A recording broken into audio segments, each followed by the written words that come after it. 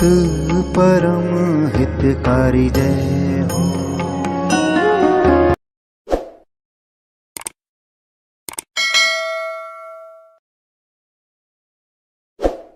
તમામ હરિભક્તોને હૃદયપૂર્વકના જય સ્વામિનારાયણ।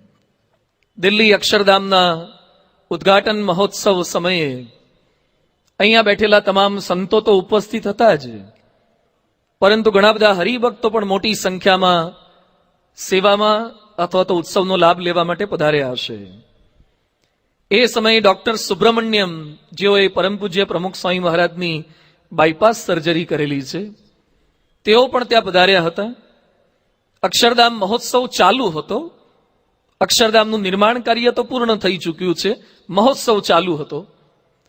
ડોક્ટર સુબ્રમણ્યમ સ્વામી બાપાને પ્રશ્ન પૂછે છે, which is your next project? આ અક્ષરધામનું કામ પૂરું થઈ ગયું, હવે પછી આપનો નવો પ્રોજેક્ટ કયો છે? સુબ્રમણ્યમ સાહેબની પણ હિંમત કહેવાય કે માંડ માંડ આ પૂરું થયું તું પાછો આવો પ્રશ્ન પૂછે છે। આજ કેટલા વર્ષો સુધી જમીનની પરમિશન લેવામાં 32-34 વર્ષ ગયા છે। અક્ષરધામનું નિર્માણ કરવામાં કેટલાય સંતોને 7,000 કરતા વધારે શિલ્પ કારીગરોના 5 વર્ષ વીત્યા છે। છતાં સુબ્રમણ્યમ સાહેબ પ્રશ્ન પૂછે છે કે આના પછીનો આપનો નવો પ્રોજેક્ટ કયો છે? પરમ પૂજ્ય સાંઈ બાપા એકદમ સહજતાથી પ્રત્યુત્તર આપતા કહે છે, ભગવાન ભજવા અને ભજાવા એ અમારો પરમેનન્ટ પ્રોજેક્ટ છે। ભગવાનનું ભજન કરવું અને યોગમાં આવનાર અનેક લોકોને ભગવાનના માર્ગે વાળવા એ જ એમનો પરમેનન્ટ પ્રોજેક્ટ છે। મોટે ભાગે ક્યાંય પણ આવી કથા વાર્તાના આયોજન થાય, ખૂબ સુંદર અહીંયા બેનર લગાવવામાં આવે, અલગ અલગ ઈસનપુર વગેરે હરિમંદિરોમાં પણ પ્રચાર પ્રસાર કરવામાં આવે। આપ સૌને પણ પેમ્ફલેટ પ્રાપ્ત થયા હશે, આપ પણ આપના સગા સ્નેહી મિત્રોને કદાચ જાણ કરતા હશો કે આ પ્રકારની એક પારાયણ છે, તો પધારજો। ઘણા લોકોને સંતો દ્વારા સંપર્ક કરવામાં આવે ત્યારે ઘણા લોકો જવાબ આપતા હોય છે કે જોઈશું। પ્રદેશમાં પૂછીએ તો એમ કે I'll see, if I'll free then I'll come. એ શું કહે છે કે અમે જો ફ્રી હોઈશું તો પારાયણમાં આવશું। ક્યાંક ક્યાંક તમને પણ આવા ઉત્તર મળ્યા હશે। ફ્રીને ગુજરાતીમાં શું કહેવાય? નવરા। આજે પારાયણમાં આવ્યા છે બધા કેવા કહેવાય? હું નથી બોલતો, હા। કેટલાક લોકો એમ માને છે કે પારાયણમાં કોણ આવે? જે ફ્રી હોય। માળા કોણ ફેરવે? જેને પથારી ફેરવતા ના આવડે ને એ માળા ફેરવે। આ લોકોની માનીનતા છે। એની વચ્ચે ભગવાનનું ભજન કરવું। અહીં આપ સૌ બેઠા છો, કથા સાંભળો છો, હું કથા કરવાનું કામ કરું છું। બહારથી કોઈ પસાર થાય ને શું લાગે કે બધા ફ્રી જ બેઠા છે। કેટલાક લોકો આપણને સાવ નવરા જ સમજે છે, કેટલાક શું મોટા ભાગના નવરા સમજે છે કે સાવ ફ્રી માણસોનો આ ધંધો છે કથા કરવી એ। અને તમે એકલા ફ્રી નથી, હું સાવ ફ્રી હતો, રાજકોટમાં ધંધો નહોતો એટલે છે કે અહીંયા સુધી આવવું પડ્યું। સાવ ફ્રી બેઠા છીએ છતાં બહુ જ મોટું કામ આપણે કરીએ છીએ।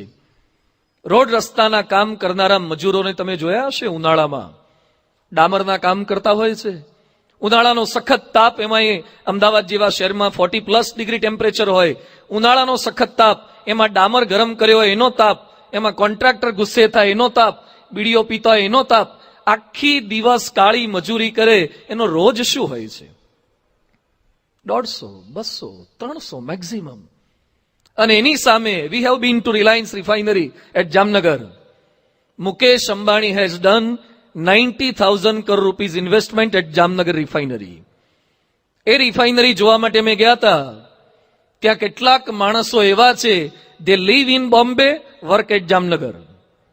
રહે છે બોમ્બે અને જોબ કરે છે જામનગર રિફાઇનરીમાં. એવરીડે આવવાનું. કઈ રીતે આવે છે? Charter flight. રિલાયન્સની પોતાની ફ્લાઇટ છે, સર્વિસીસ છે એ લોકોની, એર સર્વિસ.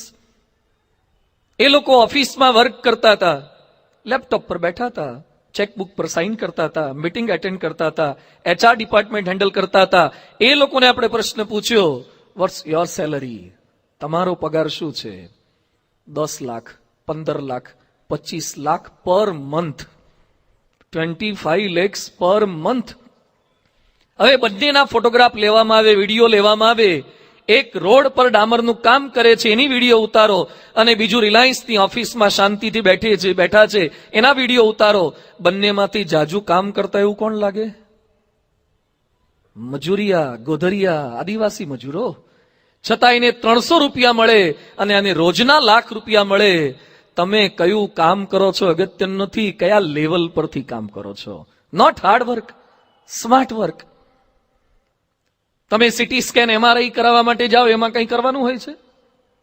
એક્સરેમાં તો હજુ કંઈક કરાવે છે કે શ્વાસ રોકો અને થોડા કડાકા ધડાકા કરે. MRIમાં તો એક ટનલની અંદર તમને નાખે છે. એર કન્ડિશન ફૂલ હોય, 20 મિનિટ થોડોક ટક ટક ટક ટક થોડોક અવાજ આવે છે. ફૂલ એસી હોય, ક્યારેક તો ઠંડી ચડી જાય એટલું એસી હોય છે. કેટલાક તો અંદર સૂઈ જાય છે, જગાડવા પડે.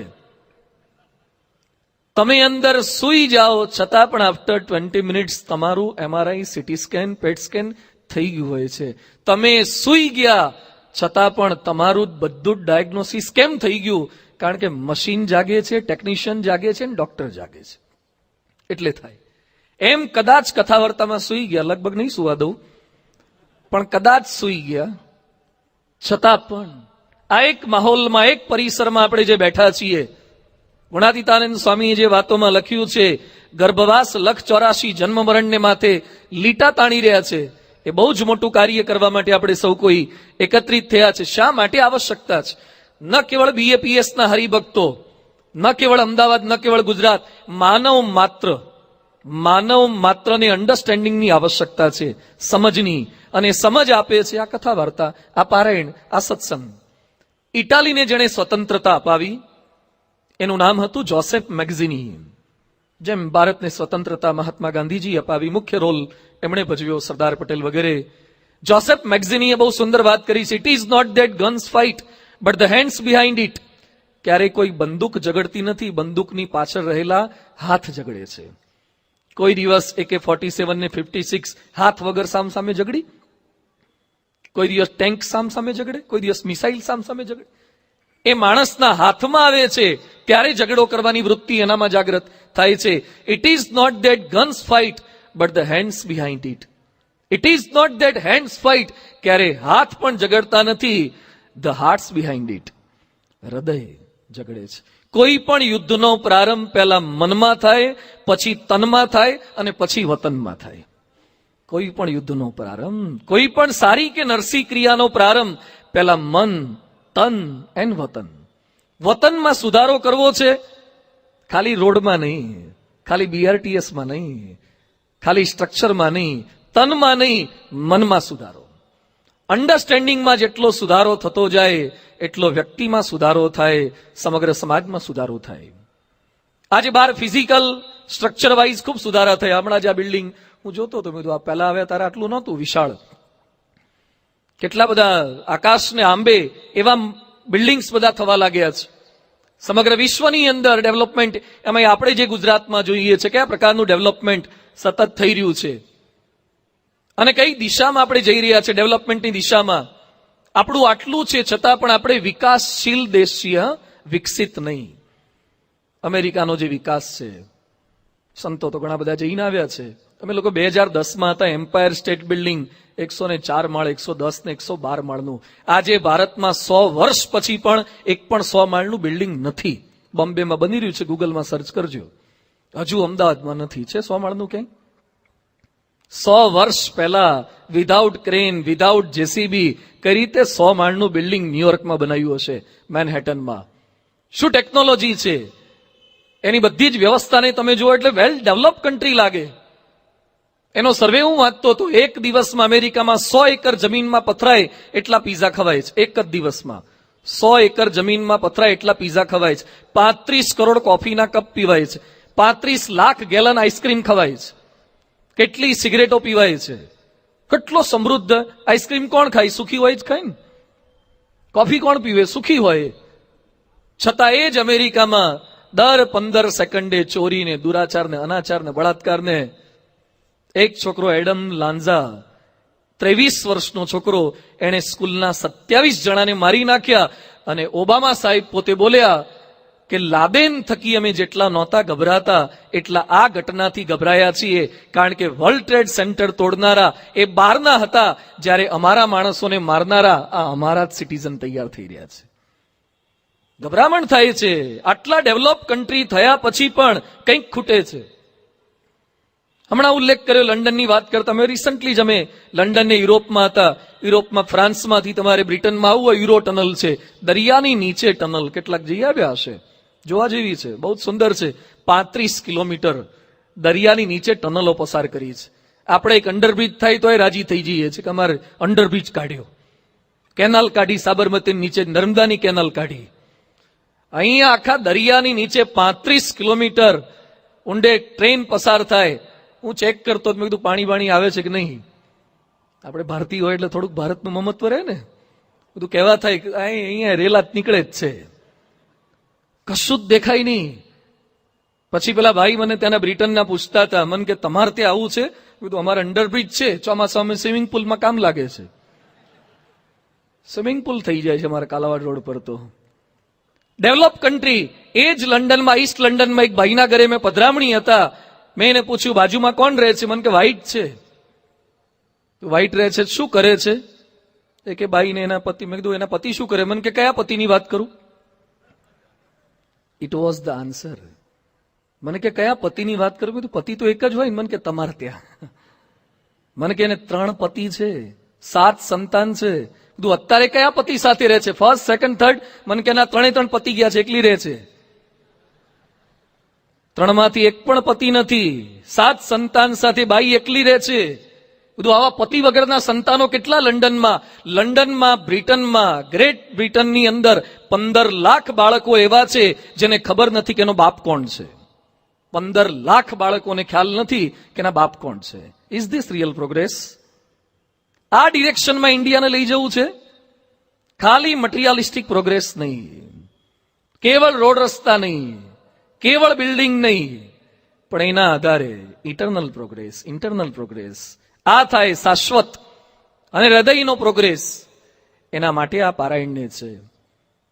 પૂર્વની જનરેશન કરતા આપણે બધા સ્માર્ટ ગણા થઈ ગયા, કારણ કે સ્માર્ટફોન આવી ગયા, સ્માર્ટ કાર આવી ગઈ, બધું સ્માર્ટ થઈ ગયું છે. હવે તો સ્માર્ટ દેખાવાના પ્રયત્નો થઈ રહ્યા છે. બધું જ આપણને સ્માર્ટ ગમે છે. એ બધાની વચ્ચે ખાલી એક પ્રશ્ન કે પહેલા કરતા આપણે વધારે સુખી થયા? કઈ દિશામાં આપણે જવાનું છે સમજાવવા માટે, કઈ દિશામાં આપણા શિક્ષણને લઈ જવાનું છે, એના માટે આ પારાયણ પર્વો છે. ઘડિયાળ બંધ થઈ ગયું છે, મને વાંધો નથી.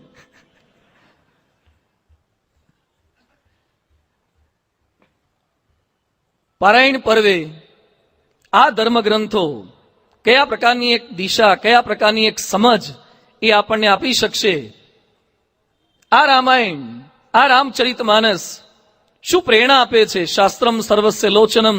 શાસ્ત્ર એક આંખ પૂરી પાડે છે. બીનું સત્સંગ વિવેક ન હોય, રામ કૃપા બીનું સુલભ ન સોઈ. એક વિવેક આમાંથી આપણને સૌ કોઈને પ્રાપ્ત થાય છે.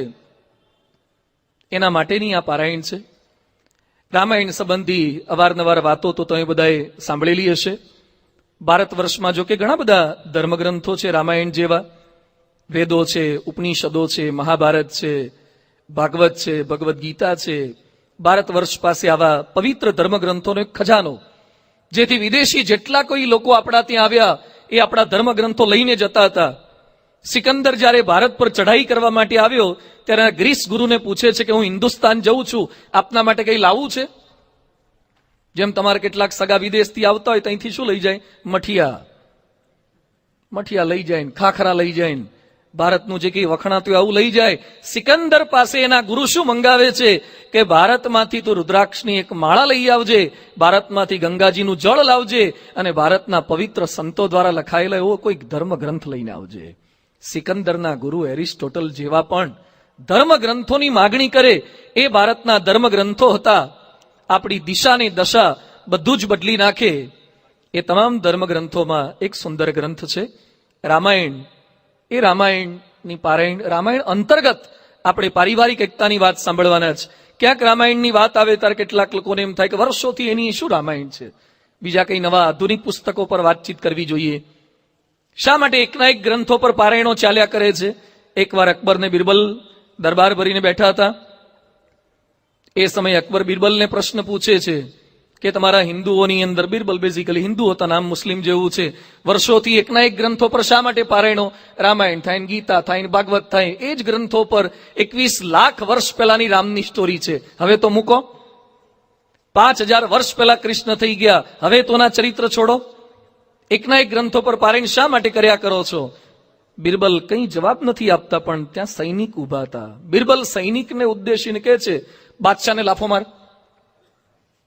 એટલે અકબર તો હસવા લાગ્યા. બિરબલ એમનો ખાસ માણસ, અને સૈનિકને એમ બોલે કે બાદશાહને લાફો માર. એટલે બાદશાહ હસ્યા. બિરબલ ફરતી બોલ્યા કે હું તને કહું છું બાદશાહને લાફો માર. એટલે હવે બાદશાહ થોડાક સિરિયસ થયા. બિરબલ ત્રીજી વાર બોલ્યા કે સેનાપતિ હું તને કહું છું કે બાદશાહને લાફો માર દે. અને હવે બાદશાહે સેનાપતિ સામે નજર કરીને તો સેનાપતિ ઉભા થઈને બિરબલને તણ ઠોકી દીધી.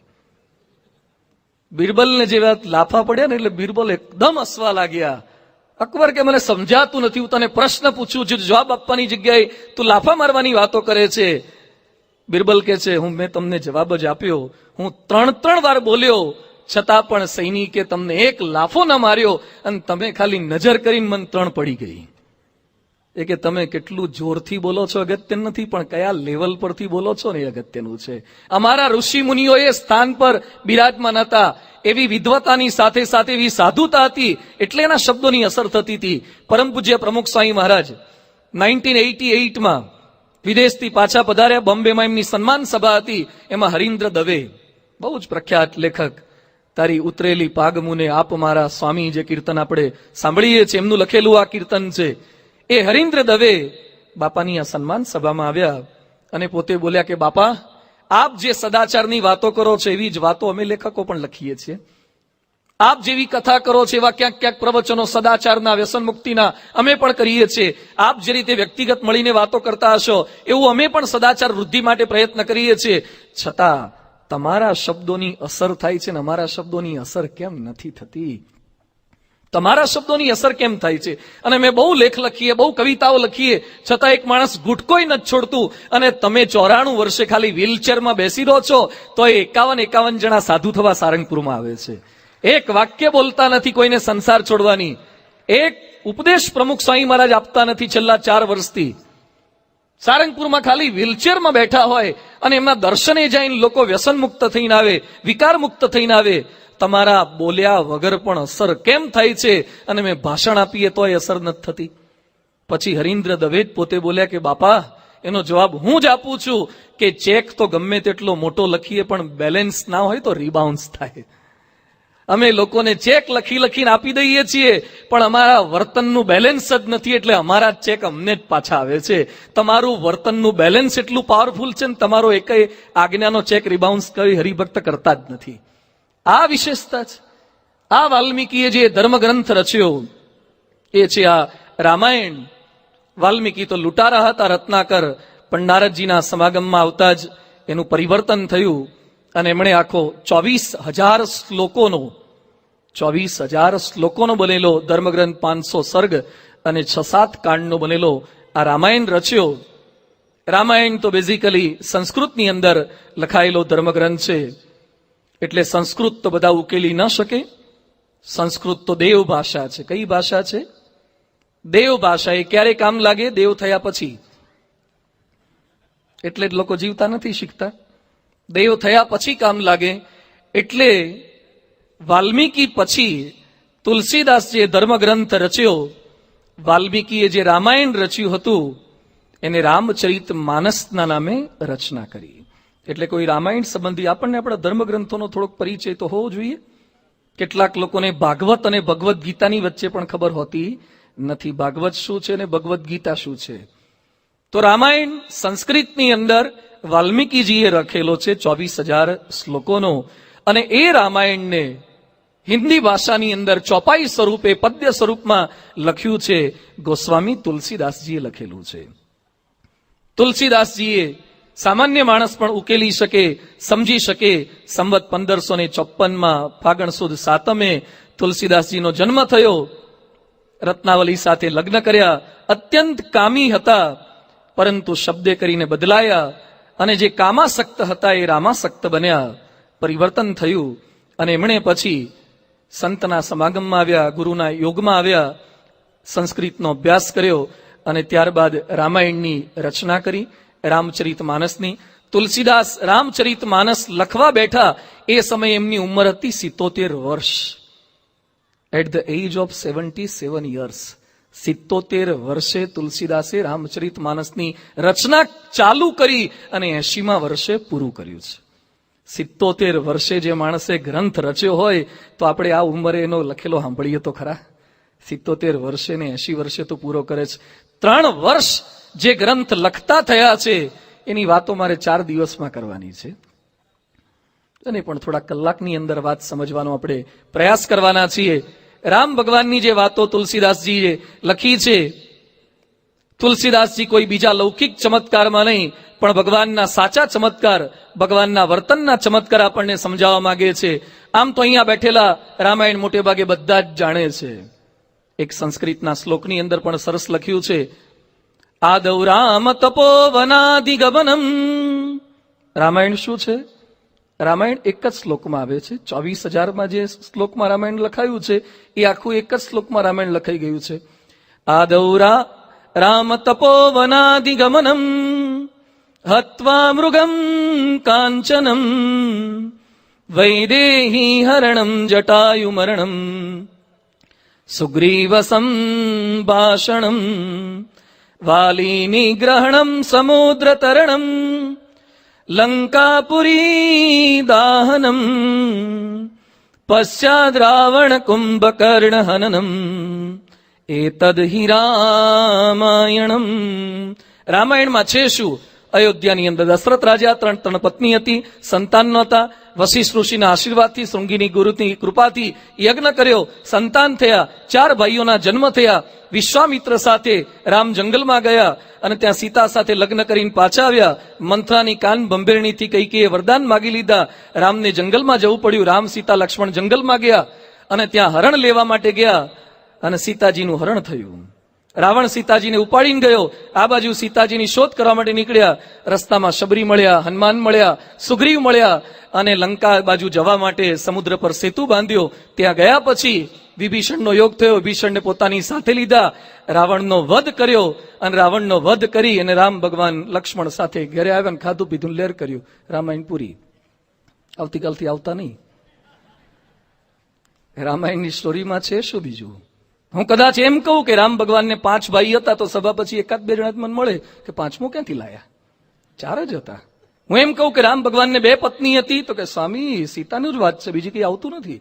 રામાયણની સ્ટોરી રામાનંદ સાગરે રામાયણ સિરિયલ બનાવી અને લોકભોગ્ય બનાવી દીધું છે. લોકોને ખ્યાલ આવી ગયો છે બધો. સ્ટોરી નથી જાણતા, એ જાણવા માટે રામાયણની પારાયણ નથી. જાણવું અને અનુસરવું બંને વસ્તુ અલગ છે. દેખવું, જાણવું, સમજવું, અનુસરવું. એમ તો તમે લોકો સાઉથ ઇન્ડિયા જાઓ તો સાઉથ ઇન્ડિયામાં જે લિપિ આવે છે જોઈ તો શકો ને, જલેબીના ગૂંચળાવાળી. જોઈ શકાય છે પણ ઉકેલી શકાય છે? જોઈ શકાય, ઉકેલી ના શકાય. કેટલું ઉકેલી શકાય? જેમ એબીસીડી ભણેલો કોઈ પણ છોકરો ઇંગ્લિશની ગમે તેવી બુક વાંચી શકે. એબીસીડી જો આવડતી હોય તો ભલે પ્રોનાઉન્સ ના કરી શકે, મિનિંગ ખબર ના પડે, વાંચી શકે, અર્થઘટન ના કરી શકે. અર્થઘટન કરવું એ જુદી વસ્તુ છે. તો જાણીએ તો બધા છીએ. સ્વિમિંગમાં શું કરવાનું હવે? સ્વિમિંગમાં ભાઈ બાળમંડળ હોય, સ્વિમિંગમાં શું કરવાનું હોય? તરવામાં પહેલા જ પાણીમાં પડવાનું. આમ તો સ્વિમિંગના કોસ્ચ્યુમ પહેરીને જાવ તો વધારે સારું, પણ જબો લેગોય ચાલે. પેન્ટ પહેરીને જાવ તો જાય. અને ગયા પછી શું કરવાનું? એક હાથ આમ હલાવવાનો, બીજો હાથ આમ હલાવવાનો, પાછલા 2 પગ આમ કરવાના. હું ખોટો હોઉં તો ચાલુ મટકાવજો. હા, ફરીથી બોલું છું. એક હાથ આમ કરવાનો, બીજો હાથ આમ કરવાનો, પાછલા 2 પગ આમ હલાવવાના. પગ ન હલાવો તો પણ ચાલે, હાથ હલાવો તો પણ ચાલે. હાથ ન હલાવો ખાલી પગ હલાવો તો પણ જવાય. બરાબર? અને માઠું આમ કર્યા કરવાનું. પાણી આવે પિચકારી માર્યા કરવાની. બરાબર? સ્વિમિંગમાં લગભગ આટલું જ હોય છે. ઓકે, ફાઇન, બરાબર છે. સ્વિમિંગમાં આટલું જ હોય ને? આવડી ગયું બધાને? શું યાર, મેં શીખવાડ્યું નહીં? સ્વિમિંગમાં આટલું જ કરવાની જરૂરિયાત છે. હવે આટલું શીખ્યા પછી દરિયામાં જઈને નર્મદાની કેનાલમાં પડજો. પડાતા હશે? આ તો ખાલી થિયરી આપણે જાણી. પણ કરી બતાવો, સ્વિમિંગ કરી બતાવો. ઘણા પાણીમાં પડે ને આમ હલાય હલાય કરે 2 મિનિટ સુધી, એને એમ કે આખી લેન્થ મારી હશે, આંખો ખોલીને જોયે ત્યાં ત્યાં ઉભો હોય, ઉભા ઉભા આમ કરતા હોય છે. ખાલી હાથ હલાવવા એ સ્વિમિંગ નથી, ખાલી પાણી ઉડાડવું એ સ્વિમિંગ નથી, એમ ખાલી ધર્મગ્રંથોની સ્ટોરી જાણવી એ પારાયણ નથી, પણ રામ જીવી ગયા છે એમ જીવવું ને એ પારાયણ છે. રામસ્ય અયનમ ઇતિ રામાયણમ. રામાયણનું નામ કેટલું સરસ છે, રામાયણમ રામસ્ય અયનમ ઇતિ રામાયણમ. રામ જે માર્ગે ગયા છે એ માર્ગે જવું એનું નામ રામાયણ.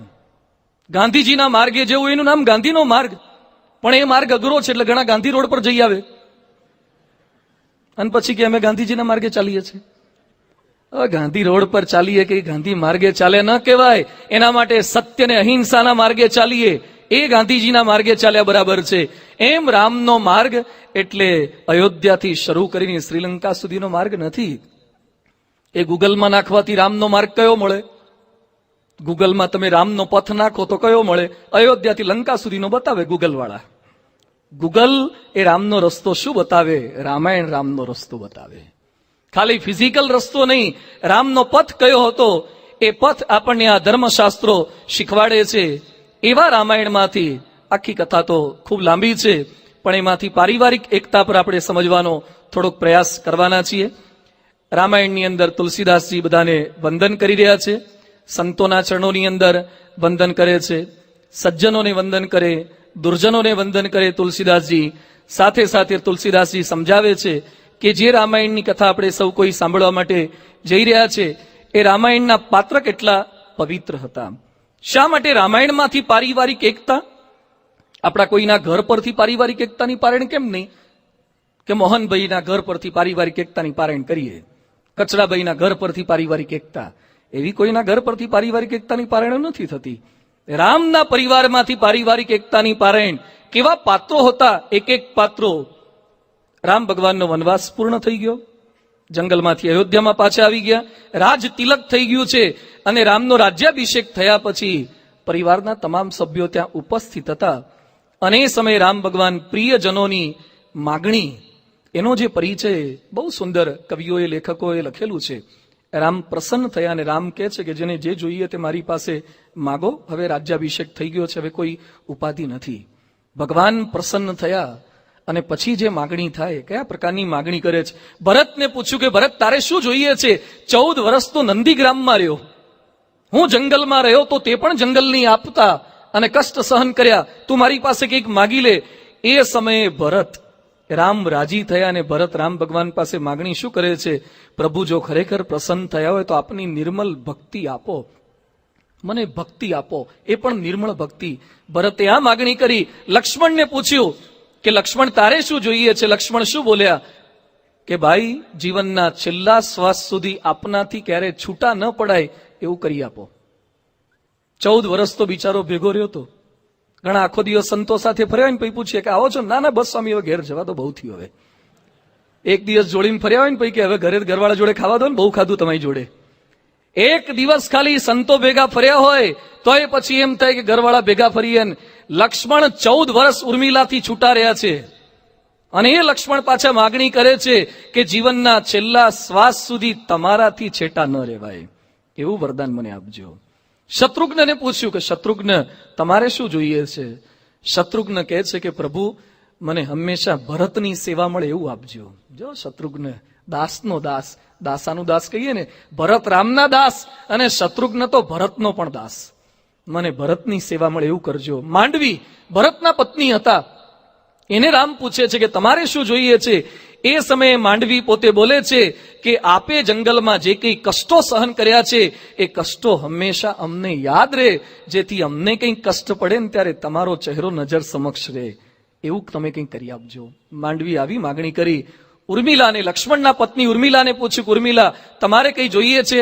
ત્યારે ઉર્મિલા બોલ્યા કે તમારા પરિવારમાં પુત્રવધુ બનવાનું સૌભાગ્ય મળ્યું એના કરતા બીજી શું પ્રાપ્તિ હોય, મારે કંઈક જોઈતું નથી. શત્રુઘ્નના પત્ની હતા શ્રુતકીર્તિ, એને રામ ભગવાન પ્રશ્ન પૂછે છે કે તમારે કંઈ જોઈએ? એ સમયે શત્રુઘ્નના ધર્મપત્ની શ્રુતકીર્તિ રડવા લાગ્યા. રડતા રડતા રામને કહે છે કે પ્રભુ આપ માગવાની વાત કરો છો, હું માગીશ તો ખરેખર મને આપશો ને? રામ કે છે રઘુકુલ રીતિ સદા ચલી આવી, હું આપીશ, ચોક્કસ આપીશ. એ વખતે શ્રુતકીર્તિ કે છે બધાએ ભાવનાત્મક માગ્યું છે, ઇમોશનલ એ લોકોની માગણી હતી, ફિઝિકલ કાંઈ નહોતું. મારે તો ફિઝિકલ જોઈએ છે, વસ્તુના સ્વરૂપમાં જોઈએ છે, આપશો ને? બધા વિચાર કરે છે કે શ્રુતકીર્તિ શું આઈટમ માગશે, કયા પ્રકારની માગણી કરે છે. એ સમયે શ્રુતકીર્તિ શત્રુઘ્નના પત્ની એમ કે છે કે મારે બીજું કાંઈ જોઈતું નથી, પણ 14 વર્ષ તમે ને સીતાએ જે કપડાં પહેર્યા હતા, વલકલ વસ્ત્ર ધારણ કર્યા હતા, એ વલકલ મને આપો. 14 વર્ષ તમે ભગવાન હોવા છતાં, સીતા ભગવાનનું સ્વરૂપ હોવા છતાં આવા સામાન્ય કપડાં પહેરીને 14 વર્ષ જંગલમાં ફરે, એ કપડાને હું મારી નજર સમક્ષ રાખીશ, જેથી મારા જીવનમાં કંઈક તકલીફ આવે, મારા જીવનની અંદર કંઈક પરિસ્થિતિમાં મારું મન ડગમગાટ થાય કે આવી તકલીફ અમને કેમ. એ સમયે હું વિચાર કરી કે સાક્ષાત ભગવાન રામ હતા, એણે આવા વસ્ત્ર પહેર્યા હતા, તો આપણે જૂના કપડાં પહેરવામાં શું તકલીફ પડવાની છે? એના માટે મારે કપડાં નજર સમક્ષ રાખવા છે. રામાયણના પ્રત્યેક પાત્રો આપણે જ્યાં છીએ ત્યાંથી આપણી દિશા બદલી નાખે, આપણને સાચી દશા તરફ લઈ જાય એવા પવિત્ર પાત્રો. એની આ પારાયણ, રામ ભગવાનની એ સ્ટોરી, રામ ભગવાનની એ કથા સંવત 1631 ની અંદર ચૈત્ર સુદ નોમ મંગળવારે આ ગ્રંથનું લેખન કાર્ય તુલસીદાસજીએ પૂર્ણ કરેલું છે. એ ગ્રંથની કથા 4 દિવસ પર્યંત પણ તુલસીદાસજી આમાં લખે છે.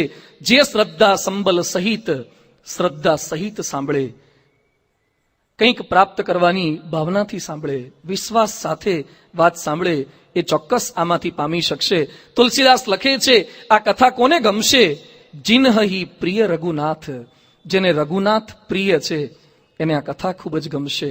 જેને ભગવાનમાં પ્રીતિ ન હોય એને આમાં કંટાળો આવે. યોગીજી મહારાજ આણંદમાંથી પસાર થતા હતા, પેલા લાલ બહાદુર શાસ્ત્રી સ્ટેડિયમ આગળથી કે કંઈક, અને યોગી બાપાએ બધાને જોયા, માણસો જાજા ભેગા થયા. ત્યાં યોગી બાપા પૂછે, ડોક્ટર સ્વામીને રમણભાઈને પૂછે છે કે આટલા બધા કેમ ભેગા થયા? એ વખતે ડોક્ટર સ્વામી કે છે, સ્વામી અહીંયા ક્રિકેટની મેચ છે. યોગી બાપા કે એમાં શું કરે? એ કે સ્વામી એક બોલ નાખે, બીજો ફટકારે, ત્રીજો લેવા જાય, ફરથી પાછો લઈને આવે, ત્યાં સુધી પેલા બે દોડ કરે, આ બધું ચાલે. યોગી બાપા કે રમતા હોય ભેગા થાય, આજુબાજુ વાળા કેમ ભેગા થયા છે આટલા બધા? એ કે જોવા ભેગા થયા છે. એ કે રમનારા રમે ઠીક છે, આટલા બધાને ઉભા બેઠા શું જ ભેગા થવાની જરૂરિયાત છે? એ કે સ્વામી મેચ છે. યોગી બાપા કે આ બધા બેઠા છે તો તડકો નહીં લાગતો હોય?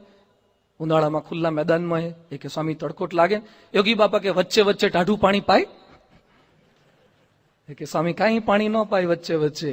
યોગી બાપા કે પાણી ન પાય, તડકો લાગે, આપણે તો સરસ કાર્પેટ પર બેસાડીએ, નીચે ના બેસાડીને ખુરશી પર બેસાડીએ, પાછા પ્રસાદય આપીએ, તો એ સ્ટેડિયમમાં ભેગા થાય એટલે આપણે મંદિરમાં કેમ નથી આવતા?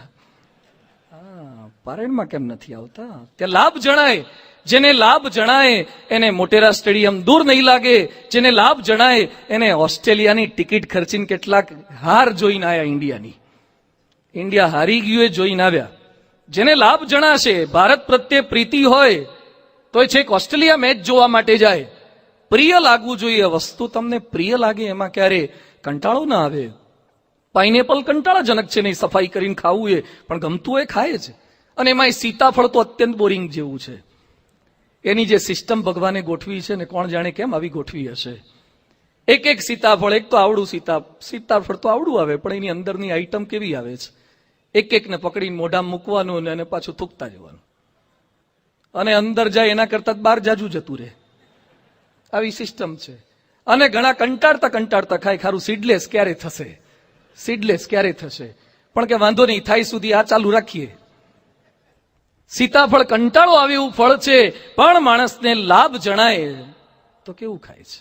જ્યાં લાભ જણાય, જ્યાં ઈશક છે કંઈક કરવાનો, ત્યાં માણસ ચોક્કસ કરે છે. અને અમદાવાદીઓને ઉત્તરાયણમાં ઈશક હોય પતંગ ચગાવવાનો, બરાબર? આપણને પતંગ ચગાવવાનો ઈશક છે. ઉત્તરાયણના દિવસે લગભગ કોઈને જગાડવા નથી પડતા. એલાર્મ પહેલા કેટલાક ઉઠી જતા હોય છે, એલાર્મને એ જગાડે. અગાસી પર પહોંચી જાય, અગાસી ના હોય તો કોકની અગાસીએ ચડી ગયા હોય, અને આગલા દિવસે કિન્ના બાંધીને બધું રેડી કર્યું હોય ને પતંગો સેટ કરી રાખ્યા હોય. કેટલાક તો કપાયેલા લઈ આવ્યા હોય, ચેક કરીને કા સ્થિર છે, ગોથા ખાય એવા નથી. દોરી બોરી પીવડાઈ હોય, ઘસાઈ હોય ને બરાબર કાચ પીવડાયો હોય ને આંગળીઓ પર ટોટીઓ લગાવી હોય ને સનગ્લાસ ભરાયા હોય ને અગાસી પર પહોંચી ગયા, ફિરકી પકડનાર કોઈ ના ઈંટો વચ્ચે ભરાઈ હોય, અને અગાસી પર ઉભા પતંગ અપાવનારું છોડાવનારું કોઈ ના હોય તો એકલા પાળીની બાજુમાં જઈને આમ ઠુમકા મારીને ચડાવે. અને જો પવન ના હોય મણિનગરમાં તો શાહીબાગ ફોન કરે, તમારી બાજુ પવન છે? હા કે અમારે તો છે. તો છાતી સરસા પતંગ લઈને બાઇક પર પતંગ ત્યાં લઈને ત્યાં જઈને ચગાવે. ઈશક છે, પતંગ ગમે છે એટલે તડકો નહીં લાગે. આંગળીઓ કપાઈ જશે એની કોઈ ચિંતા રહેતી નથી. પતંગ ફાટી જશે, હજારો રૂપિયા પતંગમાં જાય એની કોઈ ચિંતા નથી રહેતી. લાભ જણાય છે. મનોરંજન માટે માણસ આટલું કરી શકે તો મનોપરિવર્તન માટે કેમ ન કરી શકે? રામાયણ મનોપરિવર્તન છે. પારિવારિક એકતા એ મનોપરિવર્તન માટે છે. 4 દિવસ દરમિયાન આપણે જે વાતો સાંભળવાના છીએ, શરૂઆતમાં મેં જે ઉલ્લેખ કર્યો, રામાયણની પારેણા પારિવારિક એકતા ન કેવળ શબ્દોનો ગ્રંથ, ન કેવળ ખાલી ઔપચારિક કડીઓની વાતો, ન કેવળ શ્લોકોનો સમુદાય, પરંતુ 4 દિવસ પર્યંત આપણે જે સાંભળવાના છે એક શબ્દો, ઋષિ મુનિના શબ્દો, ભગવાનના પરિવારના શબ્દો જે આપણને બદલી શકે. શબ્દ શબ્દ તું ક્યાં કરે, શબ્દ કોને હાથ પાવ, એક શબ્દ ઔષધ કરે, એક શબ્દ કરે ગાવ. શબ્દ ફિઝિકલ દેખાતા નથી, પણ શબ્દની તાકાત બહુ પાવરફુલ છે. Words are powerful than swords. તલવાર કરતા પણ શબ્દોની તાકાત જાજી છે. કોઈ કે તમને નખ માર્યા હોય એ અમુક સમયે રૂજ આવી જાય, પણ કોકે શબ્દ માર્યા હોય ને એના માટે બર્નોલ કે એવી પેલી ક્રીમ કોઈ કામ લાગતી નથી. એ અંદર ઈજા લાગી છે. શબ્દની અંદર એ તાકાત રહેલી છે. ગુણાતીતાનંદ સ્વામી એટલે લખ્યું છે કે શબ્દ જેવું કોઈ બળવાન વસ્તુ જ નથી. શબ્દ અસર કરે છે. થોડાક વર્ષ પહેલા મેં દુલિયા ગયા હતા પારાયણ કરવા માટે, અને દુલિયા એન્ટર થતા ત્યાં રસ્તામાં અલગ અલગ સાઇન બોર્ડ આવે. ગુજરાત પૂરું થયું ત્યાં ખબર પડી કે હવે મહારાજ ચાલુ થયું લાગે છે. રોડ રસ્તા બદલાઈ ગયા. એમાં રોડ પર સાઇન આવતી હતી, મનાચા બ્રેક ઉત્તમ બ્રેક, મનાચા બ્રેક ઉત્તમ બ્રેક. ઘડીએ ઘડી આવે મનાચા બ્રેક ઉત્તમ બ્રેક. એટલે મેં પૂછ્યા આનંદજીવન સ્વામીને પૂછ્યું કે અમારે ગુજરાતમાં તો ઘણી બધી કંપનીની બ્રેક હોય છે, તમારે એક જ મનાચાવાળાની જ બ્રેક આવે છે? કેમ એકનું એક આવે? એટલે નહીં, પેલા કાઠિયાવાડના એક બાપુ અમેરિકા ગયા ને બધાએ પૂછ્યું કેવું લાગ્યું બાપુ અમેરિકા? એ કે બધું સારું પણ દરવાજા એક જ કંપનીના હોય છે, push and pull, push and pull.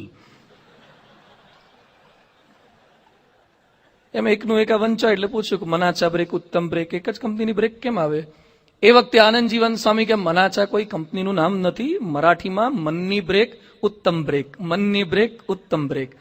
Break તો પગમાં હોય છે અને પગ પાછો બ્રેક પાસે હોય છે, પણ જ્યાં સુધી અહીંયા નક્કી ના કરો ત્યાં સુધી પગ બ્રેક બાજુ જતો જ નથી. મનમાં બ્રેક વાગવી જોઈએ. આવા વાક્ય લખેલા હતા. બીજું એક વાક્ય લખેલું આવ્યું, ધીરે સે ગાડી ચલાવો તો ઘર પર મિલોગે, તેજી સે ચલાઓગે તો હરિદ્વાર में મિલોગે. આવું એક સેન્ટેન્સ લખેલું વાંચ્યું. આવા ઘણા બધા વાક્યો લખેલા હતા. એટલે મેં ત્યાંના એક કાર્યકરને પૂછ્યું, એક સેન્ટેન્સ A4 સાઇઝના પેપરમાં ના હોય, પ્લાસ્ટિક રેક્ઝિન અથવા તો ફ્લેક્સ પેપર પર ના હોય. એ તો લોખંડનું સ્ટ્રક્ચર હોય, નીચે બેઝ બનાવેલો હોય RCC નો, અને સરસ લાખો રૂપિયાનો ખર્ચો કરેલો હોય. એટલે મેં ત્યાં ભાઈને પૂછ્યું કે એક વાક્ય માટે સાવધાની હટી દુર્ઘટના ઘટી, સીટ બેલ્ટ બાંધીએ. એક વાક્ય પાછળ ઇન્ડિયન ગવર્મેન્ટ લાખ રૂપિયાનો ખર્ચો કેમ કરે છે? ત્યાંના લોકલ ભાઈએ મને વાત કરી કે સ્વામી, આ બોમ્બે આગ્રા નેશનલ હાઈવે છે, અહીંની રોજની લાખો કાર પસાર થાય છે અને બહુ સ્પીડમાં હોય. આપણા ત્યાં ઓવર સ્પીડિંગની ટિકિટ તો એવી કંઈ હોતી નથી. અમેરિકામાં તો તમે અમુક સ્પીડ વધારે જાય એટલે તરત ટિકિટ મળી જતી હોય છે અને ઘરે આવી જાય. આ વખતે તમે લંડનમાં જતા ને એક ભાઈ સ્પીડમાં ચલાવતા હતા, અચાનક ધીમી ચલાવી. તું કેમ બ્રેક અચાનક મારી? કોઈ બમ્પ નથી, કશું જ નહીં. મને કે કેમેરા ચાલુ છે, કેમેરા ચાલુ છે. તું કેમેરા ચાલુ હોય એ કે ફોટો પડી જાય, સ્પીડ સાથે પડી જાય. બધું ફોટો પડી જાય ભલે ને પડતો. મને કે ઘેર આવે. પણ આપણે રાત્રે અમે સભા કરીને પાછા આવતા હતા. મેં કીધું અંધારું છે ને ફોટો કેવો આવે? મન કે લગ્ન કરતા સારો આવે. લગ્નમાં પેલા હેલોજનમાં પાડ્યો હોય ને એના કરતા સારો આવે છે. નંબર પ્લેટ સાથે મોકલાવે છે, સ્પીડ સાથે મોકલાવે છે. એટલે ઓવર સ્પીડિંગ કોઈ કરે નહીં બ્રિટનમાં કે એમાં. જ્યાં કેમેરા હોય ત્યાં તો ભૂલે ચૂકે ન કરે. અને ભારતમાં તો ભગવાન સિવાય કોઈની તાકાત નથી કે આપણને ટિકિટ કાપે. ભગવાન સજા કરે, બાકી પોલીસોની શું તાકાત આપણને સજા કરી શકે? એટલે અહીંયા આવા સાઇન બોર્ડ એટલે લખ્યા છે કે રોજની લાખો કાર પસાર થાય છે. કદાચ કદાચ કદાચ કોઈક વાંચે, કોઈક અનુસરે, સ્પીડ કંટ્રોલમાં રહે અને એક્સિડન્ટ થતા બચી જાય તો આખો પરિવાર બચી જાય. એટલે લાખ રૂપિયાનો ખર્ચો કરે છે. એમ 4 દિવસ દરમિયાન આપણે પારાયણનું આયોજન કર્યું. અમે રાજકોટથી આવ્યા. 4 દિવસ કલાકો સુધી બોલ કરશું. કદાચ કદાચ કદાચ કોકને અડી જાય, કોકનો પરિવાર બચી જાય ને તો મારું ભાડું વસૂલ થઈ જશે. શબ્દ આના માટે છે. શબ્દ પરિવારને બચાવી શકે છે. એટલે આ 4 દિવસની પારાયણ, 4 દિવસની પારિવારિક એકતા એ શબ્દ સત્ર છે. શબ્દે કરીને અબ્દુલ કલામ સાયન્ટિસ્ટ બન્યા અને શબ્દે કરીને હિટલર એ આવા બધા આતંકવાદી પ્રકૃતિના બન્યા છે. શબ્દે કરીને માણસનો ફેરફાર થયેલો. શબ્દે કરીને રત્નાકર એ વાલિયામાંથી વાલ્મીકી બન્યો. શબ્દ રામ રામ રામ રામ બોલવા લાગ્યો અને પરિવર્તન કઈ કક્ષાનું પરિવર્તન? એક લૂંટારો ક્રૌંચ પક્ષીનો વધ થાય અને શોકઃ શ્લોકત્વમ આગતઃ, જે માણસને મારતા નહોતો ખચકાતો એ પક્ષીનો વધ થાય અને દુખી થાય અને એમાંથી વાલ્મીકી ઋષિ બની જાય.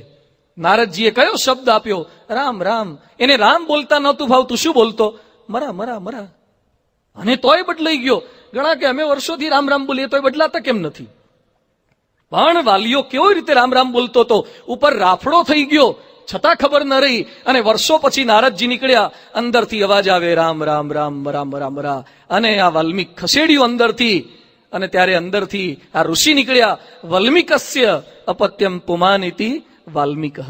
વલ્મીકમાંથી, રાફડામાંથી જે નીકળ્યા એટલે એનું નામ વાલ્મીક ઋષિ પડ્યું. ઉપર રાફડો જામી ગયો છતાં ખબર ન પડી કે આપણે ભજન કરી રહ્યા છે, બહુ સમય થઈ ગયો. આને ભજન કહેવાય. તો વાલિયામાંથી વાલ્મીકી થવાય. આ તો પૂજા લઈને બેઠો ને એક બાજુ દિવ્ય ભાસ્કર ને બીજું ગુજરાત ખોલ્યું હોય અને સામે ચેનલ તો ચાલુ જ હોય. અને પછી કે પરિવર્તન કેમ નથી થતું? એમ પરિવર્તન થાય. ભગવાનનું રટણ એવું થાય, સ્મરણ થાય. મુક્તાનંદ સ્વામી સુરાખાચર બધા સભા ભરીને બેઠા હતા. મહારાજે પૂછ્યું કે કેટલી માળા કરો છો? મુક્તાનંદ સ્વામી કે મહારાજ માંડ 50 માળા થાય. સુરાખાચર બોલ્યા અમારે તો 500 થાય. મહારાજ કે સુરા તમે 500 કરો? હા કે અમે 500 કરીએ. સુરાખાચર ગુસ્સે થઈ ગયા. એ કે તમે બધા સાધુ થઈને કરો જ શું? એના કરતા ગૃહસ્થ થારા નહીં કે અમે રોજની 500 કરીએ અને તમે બાવાઓ બધા 50 જ માળા કરો છો? મહારાજ કે સાંભળો જ ખરા, તમે કઈ રીતે કરો? એ કે મહારાજ હું તો આંગળી પર લગાવી દઉં અને સુદર્શન ચક્રની જેમ ગોળ ગોળ ફેરવું, 500 5-10 મિનિટમાં 500 થઈ જાય. મહારાજ મુક્તાનંદ સ્વામી કે સ્વામી તમે કઈ રીતે માળા ફેરવો? મુક્તાનંદ સ્વામી કે છે મહારાજ હું માળા હાથમાં લઉં, એક એક મણકે સ્વામિનારાયણ સ્વામિનારાયણ સ્વામિનારાયણ. અને 105 મણકે પહોંચ્યા પછી આપની મૂર્તિ ભૂલાય. મણકે બોલવાનું સ્વામિનારાયણ અને પાછી મૂર્તિ સ્ક્રીન પર, અંદરના સ્ક્રીન પર, મનઃ પટલ પર એ દેખાવી જોઈએ. ન દેખાય 105માં મણકે કંઈક બીજું દેખાઈ જાય અથવા મૂર્તિ વિસરાઈ જાય તો આખી માળા કેન્સલ. રિસ્ટાર્ટ કરવાની. હૃદય પર હાથ મૂકીને કોક જ્યારથી બુક સ્ટોલમાંથી માળા લીધી ત્યારથી આવી કેટલી થઈ છે? અને દિવસની એકાદી થાય એવું લાગે છે. આપણી માળા કેવી હોય છે? ક્રિકેટની મેચ જેવી. ક્રિકેટની મેચમાં 6 બોલની એક ઓવર આવે, પછી 2-3 જાહેરાત આવે, પાછી 6 બોલની એક ઓવર આવે, પછી 2-3 જાહેરાત આવે. એમ આપણી માળામાં 6 મણકા સુધી મહારાજ આવે, પછી 2-3 સાસુઓની જાહેરાત આવે, પાછા મહારાજના બાપા આવે, પછી 2-3 કાકા બાપાની જાહેરાતો આવે. ઘણાની માળામાં તો જાહેરાતો જ જાજી આવતી હશે, મહારાજ ઓછા આવતા હશે. આપણી માળા આ છે.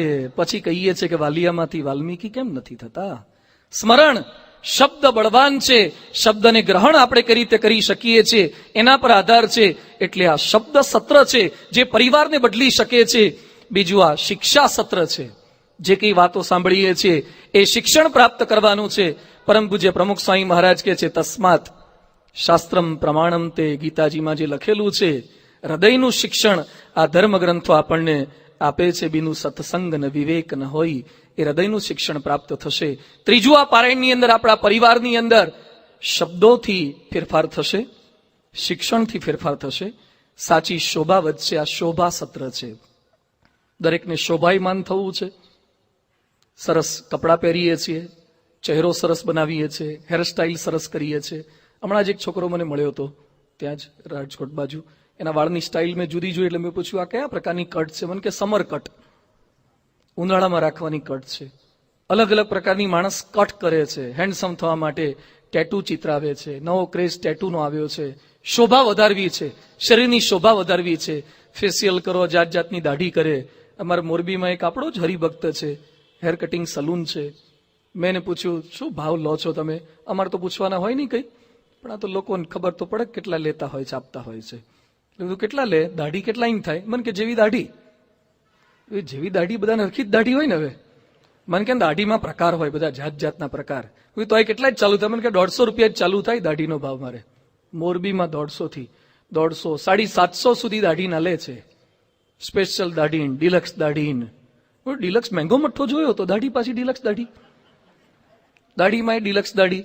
અને વાળ 5,000 રૂપિયાના વાળ કાપે છે, જાત જાતની મરામત ને બધું એક્સરસાઇઝ કરાવડાવે ને બધું કરે. માણસને રૂપવાન દેખાવું છે, વાળમાં, દાઢીમાં, ચહેરામાં, ટેટુમાં, કપડામાં કેટલો ખર્ચો એમાં થાય છે. આ શોભા, પણ આ બધી જ શોભા હોય, પણ જો તમારી અંદરની શોભા ના હોય. સંજય દત્ત બહુ જ રૂપાળા છે, બહારની શોભા ખૂબ સારી છે, પણ અંદરની શોભા નહોતી, એટલે પૂનાની અરવડાની જેલની અંદર જવું પડ્યું ને, હજી કેસ ચાલુ છે. બહારની ગમે તેટલી શોભા હશે, પણ જો અંદરની શોભા નહીં હોય તો અશાંતિ રહેશે. અને દુનિયાના તમામ હિન્દુ મંદિરોની અંદર લગભગ તમામ સ્થાનોમાં ગણપતિજી હનુમાનજીને પધરાવે છે. એ ગણપતિની શોભા કેવી, નીચે માણસનું શરીર અને ઉપર તો હાથીનું શરીર, શું કોમ્બિનેશન છે. છતાં ગણપતિને પ્રત્યેક કાર્યની અંદર વિઘ્નેશ્વરાય વરદાય એમ કહીને પ્રારંભ થાય. કોઈ દિવસ બોલ્યું શાહરૂખાય સ્વાહા, સલમાનાય સ્વાહા. ગમે તેટલા રૂપાળા હોય, વિઘ્નેશ્વરાયથી પ્રારંભ કરે છે, ગણપતિને યાદ કરીને પ્રારંભ કરે છે. શોભા શરીરની શોભા નહીં, અંતરની શોભા. અબ્દુલ કલામ કાળા છે, મુસ્લિમ છે, છતાં ભારતના 80 કરોડ હિન્દુમાંથી મોટા ભાગના અબ્દુલ કલામને ગમાડે છે. શા માટે? એ કાળા છે પણ હૃદયથી ધોળા છે. આજે જોઈ લો, પરમ પૂજ્ય પ્રમુખ સ્વામી મહારાજ માથા પર કઈ હેરસ્ટાઇલ છે? હેર જ નથી. કપડા કેવા ભગવા કપડા પહેરે છે, મોઢામાં ચોકઠા સેટ નથી થતા. અત્યારે રિસન્ટ વિડીયો જોજો, બધી ગુરુ હરિદર્શન દાદાની જેમ મોઢું હલાય હલાય કરતા હોય છે. દાદા જેવા લાગે સાવ 94 વર્ષે, અને ભગવા કપડા પહેરે છે, વ્હીલચેરમાં બેઠા હોય છે, છડી થોડીક આમ હલાવે, કાંઈ બીજું લુક નહીં, કોઈ એવા ગેટઅપ નહીં, કોઈ એવું કઈ ચાલવા કરવાનું નહીં. વ્હીલચેર હલાવે એમ હલી શકે, આટલું જ. છતાં અમેરિકાથી, બ્રિટનથી, યુરોપથી, આફ્રિકાથી, કેનેડાથી, ઓસ્ટ્રેલિયાથી હરિભક્તો પ્રમુખ સ્વામી મહારાજના દર્શન માટે કેવળ આવે. કઈ શોભા છે! એમના ફોટોગ્રાફ ઘરમાં રખાય, ન કેવળ ઘરમાં, પાકીટની અંદર રખાય, આપણી પૂજામાં રખાય, આપણી પેનમાં રખાય, દરેક જગ્યાએ. હૃદયની શોભા, બહારની શોભા ટેમ્પરરી છે, હૃદયની શોભા કાયમી છે. બિગ બજાર પર, ક્રિસ્ટલ મોલ પર, પેલા મોટા મોટા મોલ ઉપર હીરો હિરોઈનના હોર્ડિંગ્સ લગાવવામાં આવતા હશે. ઇસ્કોન પ્રોઝોન મોલ પર ચહેરાની સુંદરતાથી જેટલા ઉપર ચડ્યા હશે ને, એ બધા 5 મહિને, 6 મહિને, 10 મહિને, વર્ષે નીચે આવી જશે. પણ રોડ પર જેટલી મૂર્તિઓ હશે ને, જોઈ આવજો, ગાંધીજીની, લક્ષ્મીબાઈની. એ લોકોને દુનિયાની એએમસીની તાકાત નથી કે એકવાર ચડ્યા પછી નીચે ઉતારી શકે. જે ચહેરાની સુંદરતાથી ઉપર ચડ્યા હોય એ અમુક સમય નીચે ઉતરી જાય. જે હૃદયની સુંદરતાથી મૂર્તિ બની ગયા હોય ને, એને કોઈ નીચે નથી ઉતારી શકતું. રામાયણ એ શીખવે છે, હૃદયની સુંદરતા કઈ રીતે પ્રાપ્ત થાય આપણા પરિવારની અંદર. અને ચોથું, રામાયણ એ સમાધાન સત્ર છે. જે કઈ પ્રશ્નો આપણા પરિવારમાં આવે છે એની વાતો અહીંયા બેઠેલા કેટલાકને 4 વ્હીલ ન હોય એવા કેટલાક હશે, કેટલાક પાસે આઈપેડ ન હોય એવા પણ કેટલાક હશે, જેની પાસે લેપટોપ ન હોય એવા પણ કેટલાક હશે, કેટલાકને પોતાનું મકાન ન હોય એવા પણ કેટલાક હશે, કેટલાકને મકાન હશે પણ દસ્તાવેજ નહીં હોય એવા ઘણા હશે, સૂચિતવાળા. આવાય હોય. પણ એમ પૂછવામાં આવે કે કોઈ જ પ્રશ્ન ન હોય, ન શારીરિક, ન માનસિક, ન આર્થિક, ન સામાજિક, કોઈ પ્રકારનો પૂર્વે પણ ન થયો હોય, અત્યારે પણ ન હોય, ભવિષ્યમાં પણ ના આવવાનો હોય, એવા ગેરંટી વાળા કેટલા? દરેકને કંઈક ને કંઈક પ્રશ્ન છે. એ પ્રશ્નોના સમાધાન આ ધર્મગ્રંથોમાંથી પ્રાપ્ત થાય. એ પારિવારિક એકતા રામાયણમાંથી શીખવા મળે. એકવાર એક રેલવે સ્ટેશન ઉપર એક દાદા દાદી બેઠા હતા અને બાંકડા પર બેઠા બેઠા ટ્રેન આવવાની વાર હતી, એટલે રામાયણ વાંચતા હતા. ગિરધર કૃત રામાયણ ને બધા રામાયણ આવે, તુલસીદાસજીનું રામાયણ. તો એક નવું કપલ તાજા લગ્ન કરીને કંઈક ફરવા નીકળ્યા હશે, એ લોકો આવ્યા, દાદાને રામાયણ વાંચતા જોયા. એટલે પેલો યુવાન કે, દાદા આ શું વાંચો છો? એ કે, બેટા રામાયણ વાંચીએ છીએ. એ કે, રામાયણ તો કઈ વાંચવાની ચીજ છે? સવારનું છાપું સાંજે એક્સપાયર ડેટનું થઈ જાય, પશ્ચિમ જતું રહ્યા તો 21 લાખ થઈ ગયા. હવે ઇન્ડિયા ટુડે વાંચો. આ મોદી અત્યારે ફ્રાન્સ ને જર્મનીની યાત્રાએ ગયા છે, એ થોડુંક વાંચો. અને આ જમીનનું બિલ પસાર થવામાં તકલીફ પડે છે, એ થોડુંક બધું જાણો કરો. આ બધું શું રામાયણ વાંચવાનું, એની જ મંત્રાની કઈ કઈની સ્ટોરીઓ બધી. દાદા કે, તું ઘરવાળા ઇન્ડિયા ટુડે ચિત્રલેખાના અભિયાન વાંચો, અમારું રામાયણ બરાબર છે, અમારા કામનું છે, આમાંથી જ અમને લાભ થાય છે. ટ્રેન આવી, બોમ્બેની ટ્રેન તો તમે જોયું હશે, સ્પીડમાં આવે, વિધિન સેકન્ડ તો પાછી ઉપડી જાય. અને ઘઉંની કોઠીમાંથી દાણા નીકળે ને એમ માણસો નીકળે, એટલી સ્પીડમાં માણસ નીકળે. તમને એમાં ખાલી આવે પછી જઈશું, એ કઈ આવે જ નહીં, બસ એમાં જ ચડવાનું થાય. અને એમાં ચડ્યા જેવા અંદર દાદા દાદી ચડ્યા ને જોયું તો પેલો યુવાન પણ ચડેલો હતો, પણ એકદમ પરસેવે રેબઝેબ થઈ ગયો. દાદા કે બેટા કેમ ગભરાઈ ગયો? એ કે દાદા ટ્રેન ઉપડી ગઈ, પ્લેટફોર્મ જતું રહ્યું, સ્પીડ પકડાઈ ગઈ. હવે મને ખબર પડી કે મારી ઘરવાળી નીચે રહી ગઈ, મારી વાઈફ તો નીચે રહી ગઈ, ટ્રેન તો સ્પીડ પકડી લીધી છે, શું કરું હું? દાદા કે હું તને એટલે કહેતો હતો કે રામાયણ વાંચવું જોઈએ. અરે દાદા, ઘરવાળી નીચે રહી ગઈ, એને રામાયણને ક્યાં પટ્ટો ને ક્યાં પુલી, ક્યાં કનેક્શન છે? એ સમયે દાદા કહે છે તે રામાયણ વાંચ્યું હોત ને તો રામાયણમાં સ્ટોરી આવે છે, રામ સીતા લક્ષ્મણ જંગલમાં જતા હતા, ગંગા નદી આવી, નાવમાં બેસવાનું થયું તો રામે સીતાને પહેલા ચડાયા અને પછી રામ ચડ્યા. જો કે તારી 60 વર્ષની દાદીને મેં પહેલા ચડાઈને તું હારા 20 વર્ષની નીચે ભૂલીને આવ્યો. રામાયણ ખાલી ટ્રેનમાં ચડતા નથી શીખવાડતું, રામાયણ ખાલી પ્લેનમાં ચડતા નથી શીખવાડતું. રામાયણ પરિવારમાં આવતા પ્રત્યેક પ્રશ્નોની વચ્ચે પરિવારના સભ્યોને કઈ રીતે જાળવી શકવા જોઈએ એની વાતો રામાયણ શીખવાડે છે. આજે વિશ્વની અંદર અનેક પ્રશ્નો છે, ક્યાંક નક્સલવાદની સમસ્યા છે, ક્યાંક માઓવાદની સમસ્યા છે, ક્યાંક આતંકવાદ છે, આ પણ સમસ્યા છે, ક્યાંક પ્લાસ્ટિકની સમસ્યા છે, ક્યાંક પોલ્યુશનનો પ્રશ્ન છે, ક્યાંક પોપ્યુલેશનનો પ્રશ્ન છે, ક્યાંક પાણી ઓછું છે એ પ્રશ્ન છે, ક્યાંક પાણી વધારે છે એ પ્રશ્ન છે, અત્યારે કમોસમી વરસાદ પડે કરા પડે એ સમસ્યા છે. ઠેર ઠેર સમસ્યા સમસ્યા, બારે સમસ્યા પ્રશ્નો, ચોતરફ રોજ છાપું ખોલો ને સમાચાર શેના આવે છે? સમસ્યા પ્રશ્નો, આજ બધી વાતો આવે છે. પણ આ બધામાં મોટા મોટી સમસ્યા કઈ છે? લગભગ થોડાક વર્ષો પહેલા બોમ્બેમાં તાજ હોટલ પર આતંકવાદીઓએ એટેક કરેલો, હુમલો કર્યો હતો. અને એ સમાચાર અહીંયા બેઠેલા કેટલાક લોકોએ વાંચ્યા હશે નહીં, લાઈવ સ્ક્રીન પર જોયા હશે, ટેલિવિઝન પર લાઈવ જોયા હશે. આતંકવાદી આવ્યા હતા, ફાયરિંગ ચાલુ હતું અને ફ્લોરિંગ લોહી લુહાણ થઈ ગઈ હતી. કેમેરા વાળાએ લાઈવ બતાવ્યું, કેટલાય લોકો મરી રહ્યા હતા. અને આવા લોહી નીતરતી હાલતના સમાચાર પણ લોકોએ પોતાના ઘરમાં ટીવી ઓન કરીને સોફા સેટ પર બેઠા બેઠા બ્રેડ ને બટર ખાતા ખાતા, ચા પીતા પીતા જોયા હશે. આમ ચા પીતા જ ઓહો કે ઘણા મરી ગયા, હા ખરું થયું કે ખોટું થયું, આવું ન થવું જોઈએ, પાછી ચા લગાવે. 2, 5 કે 5,000 માણસો મરી જશે ને એમાં તમારી ચા બંધ નહીં થાય, પણ જે દિવસે ઘરવાળા સાથે બબાલ થઈ ને એ દિવસે ચાનું નક્કી નહીં, અથવા તો કેવી થાય નક્કી નહીં. જાપાનમાં સુનામી આવે એ આપણને વધારે નડે કે તમારા ઘરમાં બાથરૂમમાં નળ લીક થાય એ વધારે નડે? શું નડે આપણને? જાપાનનું સુનામી નથી નડતું, આપણને બાથરૂમમાં નળ લીક થાય છે નડે છે. કેટલાક કે પાકિસ્તાન સાથે સંબંધ મોદીએ સુધારી નાખવા જોઈએ.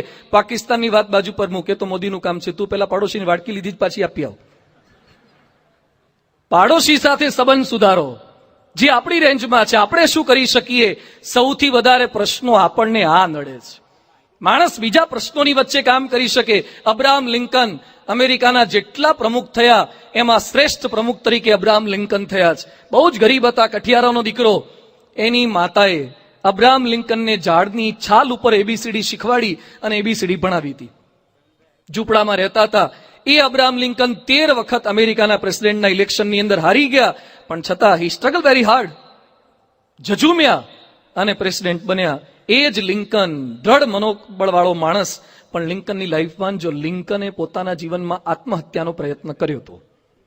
લિંકન આત્મહત્યા કરવા માટે ગયા હતા. શા માટે? પત્ની સાથે નહોતું બનતું. તમે પ્રજાપ્રિય થઈ શકો પણ પત્ની પ્રિય થવું અઘરું છે. લોકપ્રિય થવું સહેલું છે, પણ પરિવાર પ્રિય થવું એના કરતા પણ અઘરું છે. ટોલ્સ્ટોય, ગાંધીજીને 3 વ્યક્તિઓએ પ્રેરણા આપી છે, જ્હોન રસ્કિન, ટોલ્સ્ટોય અને શ્રીમદ રાજચંદ્ર. ગાંધીજીએ ટોલ્સ્ટોય ફાર્મમાં આફ્રિકામાં તો ટ્રેનિંગ પ્રાપ્ત કરી હતી, જોનિસબર્ગમાં, લેનેશિયામાં. એ ટોલ્સ્ટોય પોતાના જીવનમાં મૃત્યુ પથારી રેલવે સ્ટેશન પર મર્યા અને ટોલ્સ્ટોયના કોટના ખિસ્સામાંથી એક ચિઠ્ઠી નીકળી અને ચિઠ્ઠીમાં શું લખેલું હતું? મારી પત્નીએ મારા શરીરને હાથ પણ અડાડવો નહીં. પત્ની સાથેના સંબંધો બિલકુલ બગડી ગયા હતા. ગાંધીજીના રોલ મોડલ બની શકાય, પણ પત્નીને બદલવી એના કરતા અઘરી છે. પરિવારની અંદર એકતા રાખવી એના કરતા પણ અઘરી છે. ચાર્લી ચેપ્લિન દુનિયાના તમામ માણસોને હસાવી શકે. એ ચેપ્લિન કહે છે, આખી દુનિયાને હું હસાવી શકું, પણ દુનિયા ભેગી થાય તો મને ન હસાવી શકે, કારણ કે 3 વાર છૂટાછેડા લીધા હતા. ક્યાંથી હશે? પરિવારના એના પ્રશ્નો હતા. કહેવાય એ માગીએ છે કે પરિવારના પ્રશ્નો ભારે છે. ઘર મોટું થઈ જાય એટલે પ્રોબ્લેમ સોલ્વ થઈ ગયા. કેટલાક ભવ્ય ઘર બનાવે છે. ઘર મોટા હોય પણ અંદર પ્રશ્ન પણ પાછા મોટા હોય. ફર્સ્ટ ક્લાસ બંગલા હોય. એક બાઈના ઘરે અમે ગયા હતા અમેરિકામાં, ન્યૂ હેમ્પશાયર સ્ટેટમાં મકાન હતું એનું બંગલો. પૂજ્ય ડોક્ટર સ્વામીને અમને સંતોને લેવા માટે ગાડી મોકલી હતી, લિમોઝીન 49 ફૂટ લાંબી. આપણી 3 ગાડીની વેલ્ડિંગ કરે ત્યારે માંડ થાય. અને એમાં પારાયણ કરાવડાવી, લીમો પારાયણ કરી હતી અમે ગાડીમાં. ડોક્ટર સ્વામી સંતોન કે ગાડીમાં પારાયણ કરો ને, ત્યાં લીમો પારાયણ કરી. એના ઘરે અમે ગયા. 18 એકરમાં મકાન હતું. એક જ વ્યક્તિનું 18 એકરમાં મકાન, 22,000 સ્ક્વેર ફૂટનું બાંધકામ. એમાં મારો ઉતારો રાખ્યો હતો. જેવા અમે એન્ટર થયા અને ત્યાં બૂટ ચપ્પલ એટલા મૂક્યા હતા, એટલે મને એમ કે કોઈ અમને ધંધો લાગે છે કે શું છે, બૂટ હાઉસ છે. એટલા બધા બૂટ ચપ્પલ. પૂજ્ય ડોક્ટર સ્વામી અમારી સાથે આવતા હતા. મને કે આટલા બધા જોડા હું કરા ભેગા કર્યા, હાથે ને પગે બધે પહેરતા હશે. એટલા જોડા, એટલા પાકીટ, અને પેલા બાઈઓને વાપરવાના એટલા પાકીટ હતા, જાત જાતના કલરના બધા શોકેસમાં. ત્યાંથી અમે પસાર થતા હતા. મને કે આટલો બધો તાઇફો કરવાની શું જરૂર છે, આટલા પાકીટ કેમ ભેગા કર્યા? મેં કહ્યું સ્વામી તમે જૂના જમાના, અત્યારે મેચિંગનો જમાનો છે. આ બધું હાડીઓ જોડે, કપડા જોડે મેચિંગ કરવું પડે. મને કે હાડલા જોડે મેચિંગ કરવાના, ઘરવાળા જોડે મેચિંગ કરવાના છે કે મેચિંગ બીજું બધું જ થાય છે, પણ આ મેચિંગ રહી જાય છે. એમાં અમે કથા કરતા હતા, હું પારાયણ કરતો હતો, સાંઈ બધા બેઠા તમારે જેવા મુમુક્ષુ. તો હું કથા કર્યા કરું, બધા બીજા બાલા માર્યા કરે, મકાન જ જોયા કરતા હતા. અંદર સ્વિમિંગ પુલ ને, જાકુઝી ને, સોનાબાત ને બધું જાત જાતનું હતું. બધું આ બાત તો જો, મને કે તમે જ પછી છો, આ બધું જોઈ લઈએ ને. કે આટલો મોટો બંગલો, એના ઘરે મેં 3 દિવસ રોકાયા હતા. હી હેઝ ઓલ્સો પ્રોબ્લેમ, એને પણ પ્રશ્ન છે. એક ભાઈના ઘર આગળથી અમે પસાર થતા હતા અને ઘર પર લખ્યું હતું હાશ. બેડ લેટર, એક જ શબ્દ છે હાશ. હાશ ઘર પર લખ્યું હતું. એટલે મેં ભાઈને પૂછ્યું ઘર પર હાશ કેમ લખ્યું? ઘર પર તો દીકરા દીકરી, તમારું, પત્નીનું, માતા મહાદેવનું, ભગવાનનું નામ લખાય. ઘર પર હાશ કેમ લખ્યું? હાશ તો ક્યારે બોલાય? જયારે હું કથા પૂરી કરું ને ત્યારે કેટલાક બોલશે, અથવા પારાયણ પૂરી થાય ત્યારે કેટલાક બોલશે હાશ માંડ પૂરું થયું. આમણે ઘર પર હાશ લખ્યું. એટલે મેં ઘર પર હાશ કેમ લખ્યું? મન કે સ્વામી આગા પાછા ઊંચી ના કર્યા ત્યારે મોંડ મોંડ પૂરું થયું, એટલે હાશ થઈ. મેં કીધું હવે મન કે પાછા નવા પ્રોબ્લેમ ચાલુ થયા. ઘર પર હાશ લખવાથી હાશ નહીં થાય. ઘર પર પિતૃકૃપા લખવાથી પિતા સાથે સંબંધો સારા નહીં થઈ જાય. ઘર મોટું બનાવે એટલે પ્રોબ્લેમ સોલ્વ નહીં થાય. કેટલા લોકો એમ માને છે કે લગ્ન ભવ્ય રીતે કરો એટલે પ્રોબ્લેમ સોલ્વ થઈ જાય. પેલા એરેન્જ મેરેજના જમાના હતા. આ લગભગ આ ખુરશી પર જે બેઠા છે ને દાદાઓ બધા મોટી ઉંમરવાળા, એ જોવાય નહીં ગયા હોય. લગ્નના દિવસે જ ખબર પડી હશે કે આ દેવી સાથે આખી જિંદગી વિતાવાની છે. અને તોય હજી લગભગ બધાને ચાલે જ છે. અને આજકાલ કેટલા બાયોડેટા એક્સચેન્જ કરે, ફેસબુક પર જાય, ટ્વિટર પર જાય, વોટ્સએપ પર જાય, કેટલી વાર ફરવા જાય, તોય વિધિન ફ્યુ મંથ છૂટાછેડા થાય છે. શા માટે? એરેન્જ મેરેજ કરતા લવ મેરેજમાં વધારે નિષ્ફળતા મળતી જાય છે. વિથ ધ ડેટા, આના આંકડા બોલે છે. એમ માને છે કે લવ મેરેજ કરીએ તો સફળતા મળે. ખાલી મેરેજની સ્ટાઇલ બદલવાથી સફળતા મળી જાય. અમેરિકામાં 2 જણાએ નક્કી કર્યું કે કોઈએ ન કરે એવા લગ્ન કરવા. ક્યાં? હવામાં, પ્લેનમાં ગયા અને પેરાશૂટ પહેરીને પડવાનું, એકબીજાની આંગળી પર વીંટી પહેરાવાની અને વિધિ કરવાની. ત્રીજો બામણને હેઠો નાખ્યો વિધિ કરવા, અને 3ની સારું થયું, છત્રી ખુલી ગઈ. અને બીજા દિવસે ન્યૂઝમાં કોઈએ લગ્ન ના કરે એવા. ક્યાં લગ્ન કર્યા? હવામાં લગ્ન કર્યા. એને ખબર નથી સ્વભાવની સાઈડ થાય બધી હવા નીકળી જવાની છે. બોમ્બેમાં દરિયા કિનારે ચોપાટીમાં લગ્ન કર્યા. 35 ફૂટ ઊંડે પાણીમાં જઈને લગ્ન કર્યા. સ્વિમિંગ કોસ્ચ્યુમ પહેરીને છોકરા છોકરીએ. તમે હવામાં કરો, પાણીમાં કરો, નદી પર કરો, પર્વત પર કરો, સમુદ્રમાં જાઓ, તમે ગુફા પર જાઓ, તમે ઝાડ પર જાઓ, તમે ચંદ્ર પર જાઓ, તમે દક્ષિણ ધ્રુવ પર જાઓ, તમે ઉત્તર ધ્રુવ પર જાઓ. જ્યાં લગ્ન કરવા હોય ત્યાં કરો, પણ હખણા રહો, સંપીન રહો. આ નથી કરી શકતા એટલે પરિવારના પ્રશ્ન છે. પેલા લગ્નની અંદર ફોટા કેવા પડતા હતા? પેલા તો હતા જ નહીં ફોટા, પછી પડતા થયા. પેલા કોડાક ને કોનિકાના રોલ આવતા હતા, 36 ફોટા વાળા. અને ફોટોગ્રાફરને કીધું કે એક જ કેમેરા રોલમાં આખું પતાવવાનું છે, એટલે માપના પાડજે, ક્લિક કિક કર કરતો નહીં પાછો. અને પછી દોડાવવાના. અને દોડાવતા પેલા જો પાટલું ઢાંકણું ખુલી ગયું છે, જાતે બધું ધોવાઈ ગયું હોય, આવા 36 ફોટા થાય. અને પછી એના આલ્બમમાં ભરાયા હોય ને વર્ષ પછી હા અમે ચોટી ગયા હોય, ઉખડે નહીં. હવે ડીવીડી થઈ ગઈ. લગ્નની ડીવીડી જેવી બોલિવૂડની બહાર પડે એવી તો ડીવીડીઓ બહાર પડે છે. છતાં અમદાવાદની કેટલી કોર્ટની અંદર ડીવીડી પડી હશે, 2માંથી 1 પણ જોવા રાજી નથી. છૂટાછેડા પછી ડીવીડીઓ એમને એમ પડી રહે છે. લગ્ન ભવ્યતાથી કરે, રિસેપ્શન કેવા કરે છે? આમ કંકોત્રી ખોલે, અંદરથી મ્યુઝિક વાગે. આવી કંકોત્રીઓ કરે છે. હમણાં તે કંકોત્રીમાં અમારે મંદિરે આવે ને પ્રસાદી થવા માટે, કંકોત્રી હતી કે મેગેઝિન હતું? 150 પાનાની 200 પાનાની કંકોત્રી. ક્યારે જન્મ્યા ને કઈ રીતે ઉછેર પામ્યા ને ક્યાં ક્યાં ભણ્યા ને એમને ગુલાબ જાંબુ ભાવે ને પેલા કાજુ કતરી ભાવે, આ બધું આખું લિસ્ટ કર્યું હતું. છોકરા ના ભાવે ને છોકરી ના ભાવે, બધું અત્યારથી જુદું છે, ભેગા કેમ ના થશે? ગુલાબ જાંબુ કાજુ કતરી બેનો લોટ ભેગો કરવો પડશે કંઈક. એક ખૂણા વાળું છે ને પેલું ગોળ ગોળ છે, આ મેચિંગ કરવાનું છે. પ્રશ્ન આ છે, આખું બધું 150-200 પાનાની તો કંકોત્રી કરાઈ હતી. ખાલી કંકોત્રી મોટી કરો, રિસેપ્શનમાં પીરસવા વાળા લાવે જાત જાતના. અમારે એક ભાઈએ લગ્ન કર્યા, 1,80,00,000 રિસેપ્શનમાં ખર્ચ્યા. રાજકોટમાં 1,80,00,000 રિસેપ્શનમાં ખર્ચ્યા. 2200 રૂપિયાની એક ડીશ પીરસી. ત્યારથી મન થયું છે કે આવું શું ખવડાવ્યું છે, આવું હરિભક્તોને ખવડાવવું જોઈએ. 2200 રૂપિયાની એક ડીશ, અને પીરસવાળા બોમ્બે થી લાયા. તો આપણે ઘણા હોય છે પીરસવાળા, બેન્ડ વાળા જેવા એક સરખા ડ્રેસ વાળા. મને કે આપણા મોઢા હારા નથી હોતા, સ્પેશિયલ બોમ્બે થી પીરસવા વાળા લાયા. આટલું ભવ્યતાથી લગ્ન કર્યા પછી પણ પ્રશ્ન થવાની પૂરેપૂરી શક્યતા છે જ. તમે મોટા લગ્ન કર્યા એટલે પ્રોબ્લેમ ન થાય એવું છે? લવ મેરેજ કરો એટલે પ્રોબ્લેમ ન થાય એવું છે? લવ મેરેજ કર્યા પછી પ્રશ્ન થઈ શકે. એક ડોક્ટર મારી પાસે મળવા માટે આવ્યા. મને કે સ્વામી પ્રશ્ન છે. શું પ્રશ્ન છે? એટલે એના હાથ ઉપર અહીંયા બધું કંઈક થોડુંક લોહી લુહાણ થયેલા હતા, નિશાની હતી. તો આ શું થયું? મને કે ઘરવાળીએ નખ માર્યા. એની વાઈફ સાથે ઝઘડો થયો ને એમાં આમ નખ ભર્યા હોય ને બાઈઓએ, બાઈના હાથ ઉપર એ નખની નિશાની થઈ ગઈ હતી. મેં કીધું આ તો ભારે કરી, આવું તમને નખ મારે છે ઘરવાળી, આ તો ભારે કહેવાય. મને કે ભારે તો ક્યાં બતાવ્યું છે, તો પાછળ છે. ભારે તો હજુ તમને બતાવ્યું જ નથી. આ તો ખૂબ ભારે કરી. તો ઘરવાળાને તમારે માટે પ્રેમ નથી. મને કે પ્રેમની શું વાત કરો છો, લવ મેરેજ છે, પ્રેમના જ મેરેજ છે. તો આવું બધું પ્રેમના લગ્ન કર્યા, લવ મેરેજ, તોય પ્રશ્ન. તમે એક સરખી કાસ્ટના, નન કે હું લુવાણો છું, પેલી તો મોચી હતી. ઇન્ટરકાસ્ટ લવ મેરેજ, ભાગીન લવ મેરેજ, અને બોથ વેર ડોક્ટર, બંને ડોક્ટર છે. Both were doctor. અને after 10 years of marriage they have took divorce.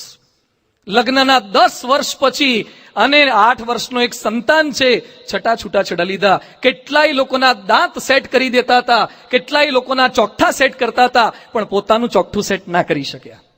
તકલીફ આ છે. પરિવારના પ્રશ્નો આ છે. ખાલી તમે એમ માનતા હોય કે દીકરાને ભણાઈ દીધો એટલે પ્રોબ્લેમ સોલ્વ થઈ ગયા, નવા કપડા લાવી દીધા, કંકોત્રી બનાવી દીધી, રિસેપ્શન મોટું કરી દીધું અને ભવ્ય બંગલો બનાવી દીધો એટલે પ્રોબ્લેમ સોલ્વ થઈ ગયા, એમ પરિવાર એક નહીં રહે. પરિવારને એક રાખવા માટે શું કરવાનું? મજબૂતી એવી ઠસોઠસ ટકે, હાથી સિમેન્ટ વાપરો. હાથી સિમેન્ટ વાપરો એટલે ઘર મજબૂત થાય, સ્ટ્રક્ચર મજબૂત થાય. ઘરના સભ્યોના સંબંધોમાં તિરાડ પડે છે, પરિવારની અંદર તિરાડ પડે છે. એના માટે શું કરવાનું? પ્રશ્ન છે, દરેક પરિવારમાં પ્રશ્ન છે. એકવાર એક પોલીસ પાસે એક ભાઈ ગયા તમારા જેવા. એ કે સાહેબ બહુ તકલીફ છે. એ કે શું તકલીફ છે? એ કે ઘરવાળા હેરાન કરે છે. એ કે આ તો હેરાન કરે, હવે ગાડી લો એટલે થોડું વેરેન્ટેજ તો આવે જ, ઓઇલિંગ કરવું પડે, ક્યારેક સાયલેન્સર ગરમ થઈ જાય, આ તો બધું સાઇડ પ્રોડક્ટ આવે જ ભેગું જ. એ કે પણ ઘરવાળા બહુ ગુસ્સે થાય, અપશબ્દો બોલે છે, આખી દુનિયામાં સૌથી વધારે દુઃખી હું છું. તો પેલો પોલીસ કે આવું સ્ટેટમેન્ટ બારોબાર ના આપો, સૌથી વધારે દુઃખી તો અમે છીએ. એ કે સાહેબ તમે કેમ દુઃખી, પોલીસ થઈને દુઃખી? એ કે દોસ્ત તું તારા દુઃખની ક્યાંક તો ફરિયાદ તો કરી શકે છે ને. અમારે આવી તકલીફ છે પણ ફરિયાદ કોને કરવી? પોલીસોની તકલીફ હોય છે. જ્યાં જ્યાં માણસ છે ત્યાં પ્રશ્ન છે. તો પ્રશ્નના સોલ્યુશન શું? પ્રશ્નના સોલ્યુશન કરવા જોઈએ. જેમ ઘરમાં ખાલી વંદો આવે તો પણ પેલો એક ચોક આવે છે, લક્ષ્મણ રેખા, આમ લીટો દોરે ને તો જે રાવણને ખબર નહોતી પડતી વંદાને ખબર પડે, પછી વંદો અંદર નો આવે. એક વંદા માટે આપણે ઉપાય શોધી કાઢ્યા, એક મચ્છર માટે આપણે ઉપાય શોધી કાઢ્યા. પ્રશ્ન છે તો કઈ ઉપાય કરવા જોઈએ. એ કે પરિવારમાં ઝઘડા થાય છે, ઝઘડા થાય તો સોલ્યુશન તરફ જઈએ. અમારે સારંગપુરમાં સ્મૃતિ મંદિર છે, ઘણા બધા શાસ્ત્રીમાના મંદિરના દર્શન કર્યા હશે. મંદિર બહુ સરસ, બહુ રળિયામણું સ્થાન છે, આજુબાજુ હરિયાળી છે, પણ કબૂતર બહુ આવે. કબૂતર એકાદું હોય તો શાંતિનું દૂત કહેવાય, પણ 1000 ભેગા થાય પછી તો બહુ અશાંતિ, અવાજ બહુ કર્યા કરે. અવાજ તો કદાચ સહન થાય, પણ ઉપર બેઠા બેઠા નીચે જેટલા કઈ માણસો પસાર થાય ને બધાના માથા પર કેસર જળનો અભિષેક થયા જ કરે. એટલે પગ બગડે, માથા બગડે, કપડા બગડે. એટલે સંતોએ ઉપાય વિચાર્યો, મરાય તો નહીં કબૂતરને. એટલે એક ડબ્બો લઈ આપી પેલા પગીને, પેલો પતરાનો ડબ્બો આવે ને, સિંગ તેલનો જૂનો ડબ્બો ખખડાવે, અવાજ થાય એટલે કબૂતર ઉડી ગયા. અઠવાડિયું સરસ ચાલ્યું. અઠવાડિયા પછી પગી પાછા આવ્યા. એ કે સ્વામી હવે નથી ઉડતા. કબૂતર હાળા સીઝન થઈ ગયા. કબૂતર એમ કે બેકગ્રાઉન્ડ મ્યુઝિક છે, તો મ્યુઝિકને આધારે ખાવા લાગ્યા, અવાજ કરવા લાગ્યા, રિધમમાં ડીજે સ્ટાઇલથી અવાજ કરવા લાગ્યા. તો નવો ઉપાય વિચાર્યો. એક દોરડું બાંધ્યું, ઉપરથી 2-3 દોરડા બાંધ્યા, ઉપરથી કળશથી લટકાયા અને પેલા પગીને કીધું કબૂતર બહુ બેસે એટલે તારે દોરડું લઈને સેજ ચાલવાનું. એટલે આમ દોરડું હલે એટલે કબૂતર પાછા ઉડી જાય. બાજુમાં ઝાડ છે, ત્યાં ચણ પણ નાખ્યા હોય, ત્યાં જઈને બેસે જેથી મંદિર ન બગડે, લોકોના પગ ન બગડે. થોડા દિવસ સરસ ચાલ્યું. પાછા પેલા ભાઈ આયા. એ કે સ્વામી નવી સમસ્યા થઈ. શું? એ કે કબૂતર ઉડી જાય છે, પણ જેટલા કઈ દર્શનાર્થી આવે એ બધાને એમ કે ધાર્મિક વિધિ છે, તે બધા દોરડું લઈ લઈને ગોળ ગોળ ફરે છે. એક પ્રોબ્લેમ સોલ્વ કરવા ગયા, ત્યાં નવો પ્રોબ્લેમ આવ્યો. તમને એમ હતું કે આરા લગ્ન નથી થતા, લગ્ન થઈ જાય ને પછી શાંતિ જ શાંતિ. પછી લગ્ન થાય પછી શાંતિ થાય છે? પછી શું થાય? હવે એક દીકરો થઈ જાય ને પછી તો કાંઈ ચિંતા નથી, શાંતિ જ શાંતિ. હમણાં જ એક છોકરો આવ્યો, એના ત્યાં નાનો દીકરો છે, લઈને આવ્યો. કીધું કેવું છે? મને કે વાત જવા દો ને, હારો રાત્રે જ જાગે છે. હારો રાત્રે જ જાગે છે. મેં કીધું શું કરે તું, તારી ઘરવાળી ના રાખે? એ કે ઘરવાળી એમ કે છે કે આખો દાડો અમે રાખીએ, રાત્રે તમે જાગો ને. એ કે સ્વામી ભારે સમસ્યા છે. એક હવે મને ખબર પડી કે મારા બાપુજીએ મને કેમનો મોટો કર્યો હશે. દીકરાને મોટા કરો એ સમસ્યા છે. મોટા થયા પછી એડમિશનની સમસ્યા છે, પરણાવવાની સમસ્યા, જાત જાતની સમસ્યા till the end of life. આ ચાલ્યા કરે છે. આ પરિવારના પ્રશ્નોની વચ્ચે કોને લીધે પ્રશ્ન થાય છે એ નહીં, પણ પ્રશ્ન ન થાય એના માટે પારિવારિક એકતાની પારાયણ છે. રામાયણની અંદર, રામાયણની આધારે એ સમજવા માટે આપણે જવાના છીએ. રામાયણનો પરિવાર આપણા જેવો જ એક પરિવાર હતો, છતાં પણ કેવા સંસ્કારો હતા, આદર્શ પરિવાર કઈ રીતે બની શક્યો. આ 4 દિવસ દરમિયાન રામના પરિવારની વાતો આપણે સમજવાના છીએ. રામનો પરિવાર સંસ્કારી પરિવાર, શ્રી રામચંદ્રજીનો પરિવાર સંપીલો પરિવાર, શ્રી રામચંદ્રજીનો પરિવાર સમર્પિત પરિવાર, શ્રી રામચંદ્રજીનો પરિવાર સહનશીલ ક્ષમાશીલ પરિવાર, અને રામચંદ્રજીનો પરિવાર સત્સંગી પરિવાર. આ 5 વિષયને આધારે એક રામનો પરિવાર વર્ષો પછી 21 લાખ વર્ષ પહેલાનો પરિવાર આજે પણ લાખો લોકોને કઈ રીતે પ્રેરણા આપી શકે છે. એના પહેલા મુદ્દાથી થોડીક શરૂઆત આજે આપણે કરીએ છીએ. સંસ્કારી પરિવાર, રામના પરિવારની અંદર જે ગુણો સિંચાયા હતા, કયા પ્રકારની વાતો. સંસ્કૃતમાં લખ્યું છે, જન્મના જાય તે શુદ્રઃ સંસ્કારાદ દ્વિજ ઉચ્યતે. જન્મથી બધા જ એક સરખા હોય છે. આપણે જન્મ્યા ત્યારે આપણને શું આવડતું હતું? માણસ માત્ર જન્મે ત્યારે એને શું આવડતું હોય? એને 2 જ વસ્તુ આવડે, એક રોતા ને બગાડતા. કોઈ પણ જન્મે ને હસતા પણ શીખવાડવું પડે છે. એક રોતા આવડે અને બગાડતા આવડે. પણ સમય જતા સંસ્કારો આપ્યા, એના લીધે આજે આપણે કપડાં પહેરતા થઈ ગયા, ખાતા થઈ ગયા, બોલતા થઈ ગયા, ચાલતા થઈ ગયા. એ અનેક લોકોએ આપણને આપેલા સંસ્કારોની ફળશ્રુતિ છે. એમ પરિવારની અંદર જે કંઈ પ્રશ્ન થાય છે એનું રૂટ, એનું મૂળ, એનું બેઝિક સોલ્યુશન એ છે કે પરિવારમાં જેટલી સંસ્કારની માત્રા વધારીએ તો એ આદર્શ પરિવાર બની શકે છે. રામનો પરિવાર સંસ્કારી પરિવાર હતો.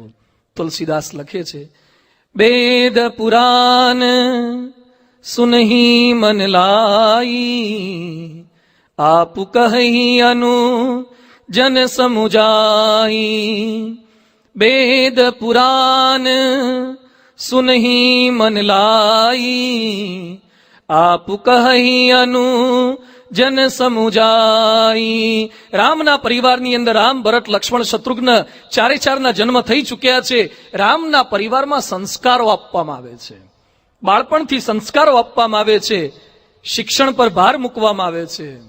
આપણા પરિવારને આદર્શ પરિવાર બનાવવો હોય તો શિક્ષણ, અને એ પણ લક્ષણવાળું શિક્ષણ. પરિવારમાં સંતાનોના શિક્ષણમાં રસ લઈએ.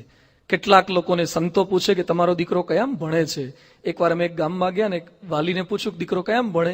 એ કે ગઈ સાલ 6ઠામાં હતો, આ સાલ ખબર નથી ઉપર ચડ્યો કે નહીં. માણસોને ખ્યાલ ન હોય એના કેટલા ટકા આવ્યા, એ ખ્યાલ ન હોય. એને શું કઠિન લાગે છે, શું સરળ લાગે છે, એ ખ્યાલ ન હોય. થોડો શિક્ષણમાં રસ લઈએ, અને એના કરતા પણ અધિક લક્ષણવાળા શિક્ષણમાં રસ લઈએ. વેદ પુરાણ સતશાસ્ત્રોની વાતો આપણા પરિવારમાં થાય. રામ આટલા સંસ્કારી થયા, વિનયી થયા, વિવેકી થયા, કહ્યાગ્રહ થયા, એનું કારણ આ છે રામના બાલ્યકાળથી એવા સંસ્કારો હતા, ધર્મશાસ્ત્રોનું પઠન થતું હતું. આજે કેવળ ટકાની દોટ એટલી કરી નાખે છે ને આપણા ધર્મશાસ્ત્રો લક્ષણ વગરનું શિક્ષણ, એટલે પરમ પૂજ્ય પ્રમુખ સ્વામી મહારાજ કહે છે એ ભક્ષણ કરી શકે છે. તો આપ સૌને પણ મારી વિનંતી છે કે આપણા પરિવારની અંદર રામાયણ, ગીતા, ભાગવત, ઉપનિષદ, વચનામૃત વાતો, શિક્ષાપત્રી, એની થોડીક વાતો થાય. એક ગ્રંથ બદલી શકે છે, ગ્રંથિ ગાળી શકે. ખાલી આ લોકના એક મહાપુરુષ, બોમ્બેની અંદર એક વ્યક્તિ લક્ષ્મણ ગોબે, એ માણસ લૂંટારો હતો, હત્યારો હતો. એને રેઝર મારવાની એક કુટેવ, એટલે રેલવે સ્ટેશન પર, ચોપાટી પર જેટલા માણસો બેઠા હોય એને રેઝર મારી આવે, ઈજા કરી આવે, અને પોલીસ એને પકડે, જેલમાં પૂરે, છૂટે ફરતી પાછો રેઝર મારવે, એવી માનસિકતા થઈ ગયેલી. બોમ્બેની તમામ જેલો એને પ્રસાદીની કરી હતી. જેલમાં જઈને સજા થાય, પાછો છૂટીને બહાર જઈને આ જ ધંધા કરે. એકવાર જેલરે વિચાર કર્યો કે માણસ આવા ધંધા કરે, હિંસક થયો છે ને બદલવો છે, અને સત્યના પ્રયોગો ગાંધીજીની આત્મકથા વાંચવા માટે આપી. આ માણસે ખાલી સત્યના પ્રયોગો ગાંધીજીની આત્મકથા વાંચી, બદલાયો. એને જેલરને લેટર લખ્યો, જજને લેટર લખ્યો કે હવે મને બહાર મોકલતા નહીં, મારે મારી બધી જ સજા ભોગવવી છે. બદલાયો, જેલમાં પારાયણ ચાલુ કરી, સત્યના પ્રયોગો પર પારાયણ ચાલુ કરી. આ લોકના એક સામાન્ય સદગુણી વ્યક્તિનું જીવન ચરિત્ર જો કોકને બદલી શકતું હોય તો ભગવાનને સંતના ચરિત્રો કેમ ન બદલી શકે? આપણા પરિવારમાં આ પ્રકારના ધર્મશાસ્ત્રોનું પઠન થાય. નચિકેતાની વાતો, કઠ ઉપનિષદની. નચિકેતાને એના બાપ એમ કે છે કે જા મરી જા, યમના દ્વાર પર જા. એ જ નચિકેતા યમરાજ પ્રસન્ન થયા પછી વરદાન શું માગે છે? હું પાછો જઉં ત્યારે મારા બાપુજીને મારા પ્રત્યે એટલી જ પ્રીતિ હોય, મારા બાપને મારા પ્રત્યે લેશ માત્ર આંટી કે રીસ ન હોય. બાપે પોતાના સગા દીકરાને મરી જાય એવું કીધું, છતાં પણ દીકરો બાપ પ્રત્યે લેશ માત્ર રીસ નથી રાખતો. આ સ્ટોરી જો આપણા સંતાનોને વંચાઈ હોય તો બાપ અને દીકરાઓ વચ્ચે આંટીઓ ન પડે. એના માટે આ ઉપનિષદની સ્ટોરી છે. ઈશાવાસ્ય ઉપનિષદની સ્ટોરી. ઈશાવાસ્યમ ઇદમ સર્વમ યત્કિંચ જગત્યામ જગત. જ્યાં જ્યાં નજર મારી ઠરે યાદી ભરી ત્યાં આપની. ભગવાન બધું જ જુએ છે. કબીરજીએ લખ્યું છે, ચીટી કે પાવ મેં ઝાંઝર બસતા હે વો ભી મેરો સાહિબ સુનતા હે. ચીટી કેવડી હોય બતાવો તો? ચીટી એટલે કીડી. કેવી હોય? મણિનગરમાં મોટી આવતી હશે ને, આવડી કીડી આવે. કીડીનો પગ કેવડો? આવડો નાનો પગ. એમાં બાંધેલું ઝાંઝર કેવડું? ઝાંઝરમાં ઘૂઘરી કેવડી? અને કીડી ચાલે તાર ઝાંઝરનો અવાજ કેટલો થાય? કબીરજી લખે છે, ચીટી કે પાવ મેં ઝાંઝર બસતા હે વો ભી મેરો સાહિબ સુનતા હે. ભગવાનના કાન કેટલા પાવરફુલ છે કે કીડીના પગના ઝાંઝરની ઘૂઘરીનો અવાજ સાંભળે તો બારણું બંધ કરીને પછી આપણે શું કે દરવાજા બરાબર બંધ કર, કોઈ સાંભળી ના જાય, અને પછી અભાવ ઉગણ ચાલુ કરે, વાટવાનું ચાલુ કરે, ઘસાતું ચાલુ કરે. ઈશાવાસ્યમ ઇદમ સર્વમ યત્કિંચ જગત્યામ જગત. આ ઈશ ઉપનિષદની વાર્તા જો આપણા ઘરમાં થતી હોય તો આ પ્રેરણા આપે છે, આ સંસ્કારો આપે છે. એના માટે કે છે, વેદ પુરાણ સુન હી મનલાહી, આપુ કહી અનુજન સમુજાઈ. એના માટે ધર્મશાસ્ત્રો, એના માટે બાપા ઘર સભાની વાતો કરે છે. એમાં જ આગળ વાત સમજાવતા તુલસીદાસજી લખે છે, પ્રાત કાલે ઉઠી કઈ રઘુનાથા, માતા પિતા ગુરુ ના વહી માતા. પ્રાત કાલે ઉઠી કઈ રઘુનાથા, માતા પિતા ગુરુ ના વહી માતા. રામના પરિવારની અંદર તમામ સંતાનો વહેલી સવારે ઉઠે છે, અને ઉઠ્યા પછી સૌથી પહેલા પગે કોને લાગે છે? ભગવાનને પગે લાગે, એનું સ્મરણ કરે, ગુરુને વંદન કરે, મા બાપને વંદન કરે. આ સંસ્કારો રામ, ભરત, લક્ષ્મણ, શત્રુઘ્નને બાલ્યકાળથી અપાયા છે. કોઈકને ડોક્ટર જોયા પછી એમ લાગે છે કે વાહ કેટલી સરસ પ્રેક્ટિસ છે, પણ ખાલી એને 12માના ટકાને આધારે ડોક્ટર નથી થયા, ને પહેલેથી એ પ્રકારનો પુરુષાર્થ કરેલો છે, ત્યારે આ લેવલ પર માણસ પહોંચેલો છે. સચિનના કે સહેવાગના કે આ લોકોના ક્રિકેટરના એના 6 રન જોઈએ, 4 ચોગ્ગો મારતા જોઈએ ત્યારે આપણને એમ થાય કેટલું સરસ રમે છે, કેટલું સરસ મારે છે, પણ એની નેટ પ્રેક્ટિસ આપણે ક્યાં જોઈ છે? કેટલી એક્સરસાઇઝ, કેટલું જોગિંગ, રનિંગ એ લોકો કરે છે? એમ કોઈ પણ માણસનું સારું જીવન જોયા પછી એનું બાલ્યકાળથી ઘડતર કેવા સંજોગોમાં કરેલું છે, કેવા સંસ્કાર આપ્યા છે. રોજ ભગવાનને સ્મરણ કરવાના સંસ્કારો પરિવારમાં આ હતા. ઉઠતાની સાથે ચીની બેડ ટીની વાતો નહીં, સ્મરણ. રોજ સવારે કોણ ઉઠાડે? ભાઈ બાળમંડળ સવારે કોણ ઉઠાડે? એક છોકરાને મેં પૂછ્યું કોણ ઉઠાડે? એ કે પપ્પા. તો પપ્પાને એ કે મમ્મી. મમ્મીને કે એલારામ. એલારામને કોણ ઉઠાડે? તમારી અંદર રામ ન હોય ને ત્યાં સુધી એલારામ સંભળાય જ નહીં. મળદાની બાજુમાં એલારામ મૂકો, ઉભા થયા કોઈ મળદા? એલારામથી જાગતા નથી. અંદર રામ છે, ભગવાન છે, એટલે આપણે સૌ કોઈ જાગી શકીએ છીએ. એ ભગવાનનો આભાર માનીએ, એ ભગવાનનું સ્મરણ કરીએ, ભગવાનનું સ્મરણ કરીએ, એનાથી દિવસનો પ્રારંભ થાય. મા બાપને વંદન કરીએ. એટલે તુલસીદાસજી લખે છે, અહીંયા બાલ્યકાળથી એ સંસ્કાર અપાયા હતા. મા બાપને વંદન કરવાના સંસ્કાર, સત્શાસ્ત્રનું શ્રવણ કરવાના સંસ્કાર. પણ એજ્યુકેશનની દોટમાં ક્યારેક આ ભૂલાતું જાય છે, ભૂસાતું જાય છે. અહીંયા બેઠેલા વાલીઓ, આપ જે ભણ્યા છો એના કરતા આપના સંતાનને સારું ભણાવવા માટે પ્રયત્નશીલ છો. આપને અત્યાર સુધી ભણવાનો જેટલો ખર્ચો થયો હતો એના કરતા નાના નાના દીકરાઓને અત્યારે પ્લે હાઉસમાં જાજા ખર્ચા થઈ રહ્યા છે. એ લોકોને મેડિકલમાં, એન્જિનિયરિંગમાં પેમેન્ટ કોટા પર આપણે એન્જિનિયરિંગમાં સીટ લઈને એડમિશન અપાવીએ છીએ. છતાં પણ જો આ ભૂલાઈ ગયું તો એન્જિનિયર થયેલું કામ નહીં લાગે. 1-2% ઓછા આવશે, કંઈ બગડી નહીં જાય. તમને એમ લાગશે સંતો થઈને આ બધી ટકા ઓછા લાગે. અમે બધા એન્જિનિયર થયેલા છે, અમે કોઈ અભણ બાવા નથી, એટલે ભણવાનો વિરોધ નથી કરતા. પણ જેના બોર્ડમાં નંબર આવ્યા હતા એ પણ જો જીવનમાં લક્ષણ નહોતું. આ જ અમદાવાદનો એક છોકરો, કુંતલ શાહ એનું નામ, 10મા ધોરણમાં બોર્ડમાં નંબર, 12મા ધોરણમાં કોમર્સમાં બોર્ડમાં number. He has done CA. અત્યારે અમદાવાદની સાબરમતી જેલમાં છે. કુંતલ એનું નામ છે. ડબ્બા ટ્રેડિંગમાં હલવાઈ ગયો છે CA થયા પછી. 10મામાં બોર્ડમાં નંબર, 12મામાં બોર્ડમાં નંબર, CA થયો અને અત્યારે સાબરમતીની જેલમાં છે. દીકરા દીકરીના ખાલી MBA થઈ ગયા, એન્જિનિયર થઈ ગયા એટલે જિંદગી જીતી ગઈ એમ ન માનતા, એની સાથે સાથે લક્ષણ વાળું શિક્ષણ આપી શકાય. એ રામાયણનો આ સાર છે. આપણા પરિવારને આદર્શ પરિવાર બનાવવા માટે આ લક્ષણ તો રામચરિત માનસની પારિવારિક એકતાની પૂર્વ ભૂમિકા આજે આપણે સૌ કોઈ સમજ્યા છીએ. આજના પ્રથમ દિવસે આપણે આ પારાયણના પ્રારંભ પર્વે રામાયણનો પરિવાર સંસ્કારી પરિવાર છે. હજુ આની અંદર જે વાતો આવી રહી છે, સીતા, લક્ષ્મણ, રામ 14 વર્ષ સુધી નિયમ ધર્મમાં કરી તે પવિત્ર રહી શક્યા છે. આજે એજ્યુકેશનનું પ્રમાણ વધ્યું છે છતાં પણ નીતિમત્તા, એથિક્સ, મોરાલિટી એ શા માટે ઘટી રહી છે? ભણેલા માણસો કૌભાંડ શા માટે કરે? થોડાક વર્ષ પહેલા ભારતમાં એક કૌભાંડ થયું હતું, સ્ટેમ્પ પેપર કૌભાંડ. ખ્યાલ છે કોઈને? કદાચ ભૂલી જવાય, કારણ કે આપણે દર મહિને નવા થતા હોય. સ્ટેમ્પ પેપર કૌભાંડ થયું હતું. 35,000 કરોડનું કૌભાંડ હતું. એ કૌભાંડ કરનાર એક અબ્દુલ કરીમ તેલગી હતા અને બીજા હતા Shridhar Vagle. Shridhar Vagle has done MBA from IIM Ahmedabad. અમદાવાદની IIM જે એશિયાની સારામાં સારી MBA ની કોલેજ છે, એમાંથી MBA થયેલો માણસ એને 35,000 કરોડનું કૌભાંડ કર્યું હતું. What's the meaning of MBA from IIM? આ કર્યા પછી પણ જો મોરાલિટી, એથિક્સ ના આપવામાં આવે તો પરમ પૂજ્ય પ્રમુખ સ્વામી મહારાજ મંદિરો દ્વારા એ કરી રહ્યા છે. જે IIM-માં, જે IIT-માં કર્યા પછી પણ ખૂટતું તત્વ છે એ સત્સંગ પૂરી રહ્યો છે. એ નીતિમત્તા, પ્રમાણિકતા, એથિક્સ, મોરાલિટી આપણા પરિવારમાં એ પૂરી શકાય એવી વિશેષ વાતોને આપણે સૌ કોઈ સમજવાના છીએ.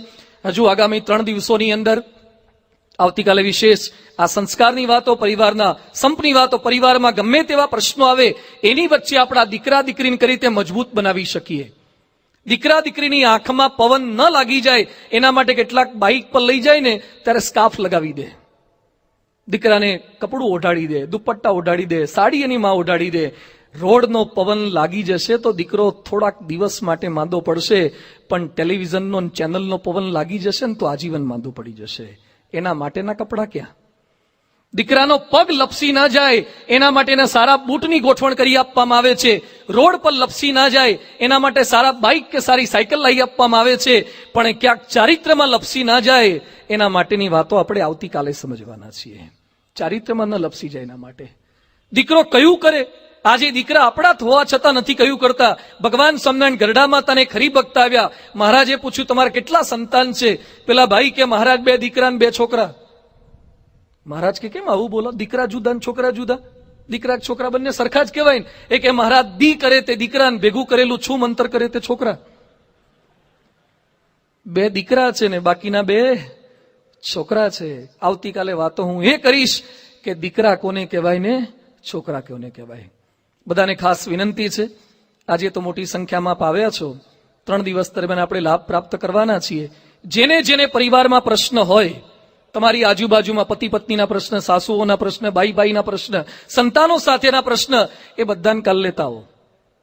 અને જેને પ્રશ્ન ના હોય એને પણ લાવો, હું શીખવાડીશ કે કઈ રીતે પ્રોબ્લેમ કરાય. કઈ રીતે પ્રશ્ન લોકો ઉભા કરે છે, નાની નાની બાબતની અંદર પ્રશ્ન કઈ રીતે થઈ શકે, એ સોલ્યુશનની વાતો પણ આપણે સમજવા માટે જવાના છીએ. અને આ ગ્રંથોની અંદર લખ્યું છે શ્રોતાઓ બે પ્રકારના હોય છે, એક કાગડા જેવા અને બીજા કૂતરા જેવા. ગ્રંથોમાં લખ્યું છે કાગડા જેવા અને કૂતરા જેવા. કાગડા અને કૂતરામાં ફરક શું છે? કૂતરાને ખબર પડે કે ક્યાંક રિસેપ્શનમાં બહાર કચરો નાખ્યો છે, ખાવા લાયક વસ્તુ, તો કૂતરો પોતે રોટલો લઈ આવે, પછી પોતે ખવાય એટલો ખાઈને બાકીનો ખાડો કરીને અંદર દાટી દે. બીજા કૂતરાને ઇન્ફોર્મ પણ ન કરે કે મારી પાસે એક્સેસ ફૂડ છે, કોઈને જણાવવા પણ નહીં કે આટલી આઈટમ મારી પાસે છે, તું પણ ખા, તારી પણ ભૂખ જાય. પણ કાગડાની મેન્ટાલિટી થોડીક જુદી છે. કાગડાને ખબર પડે કે રિસેપ્શન છે, બાર બાસુદીને અંગુર રબડી બધું નાખ્યું છે, એટલે કા કા કા કા કરી મૂકે. બધા પટેલ કાગડા ભેગા કરે, લુવાણા કાગડા ભેગા કરે, દરબાર કાગડા ભેગા કરે, મિસ્ત્રી કાગડા ભેગા કરે, તમામ કાગડાઓને મેસેજ કરે, વોટ્સએપ કરે, ફેસબુક પર મૂકે, ટ્વિટર પર મૂકે. સમજી ગયા? કેવા થવાનું? કૂતરા જેવા નહીં થવાનું. આમ કાગડા જેવા ન થતા, પણ શ્રોતા તરીકે આવતીકાલ સુધીમાં જે વાત આપણને સમજાઈ છે બીજા લોકો સુધી આપણે વેચી શકીએ, બીજી વ્યક્તિને પહોંચાડી શકીએ. અને પૂજ્ય ધર્મતિલક સ્વામી, નામદાસ ધર્મજ્ઞ સ્વામી, પ્રિય સ્વરૂપ સ્વામી વગેરે સંતોને, કૃષ્ણ સ્વરૂપ સ્વામી વગેરે સંતો અહીંયા મહેનત કરી, કાર્યકર્તાઓ દાખલો કરી રહ્યા છે.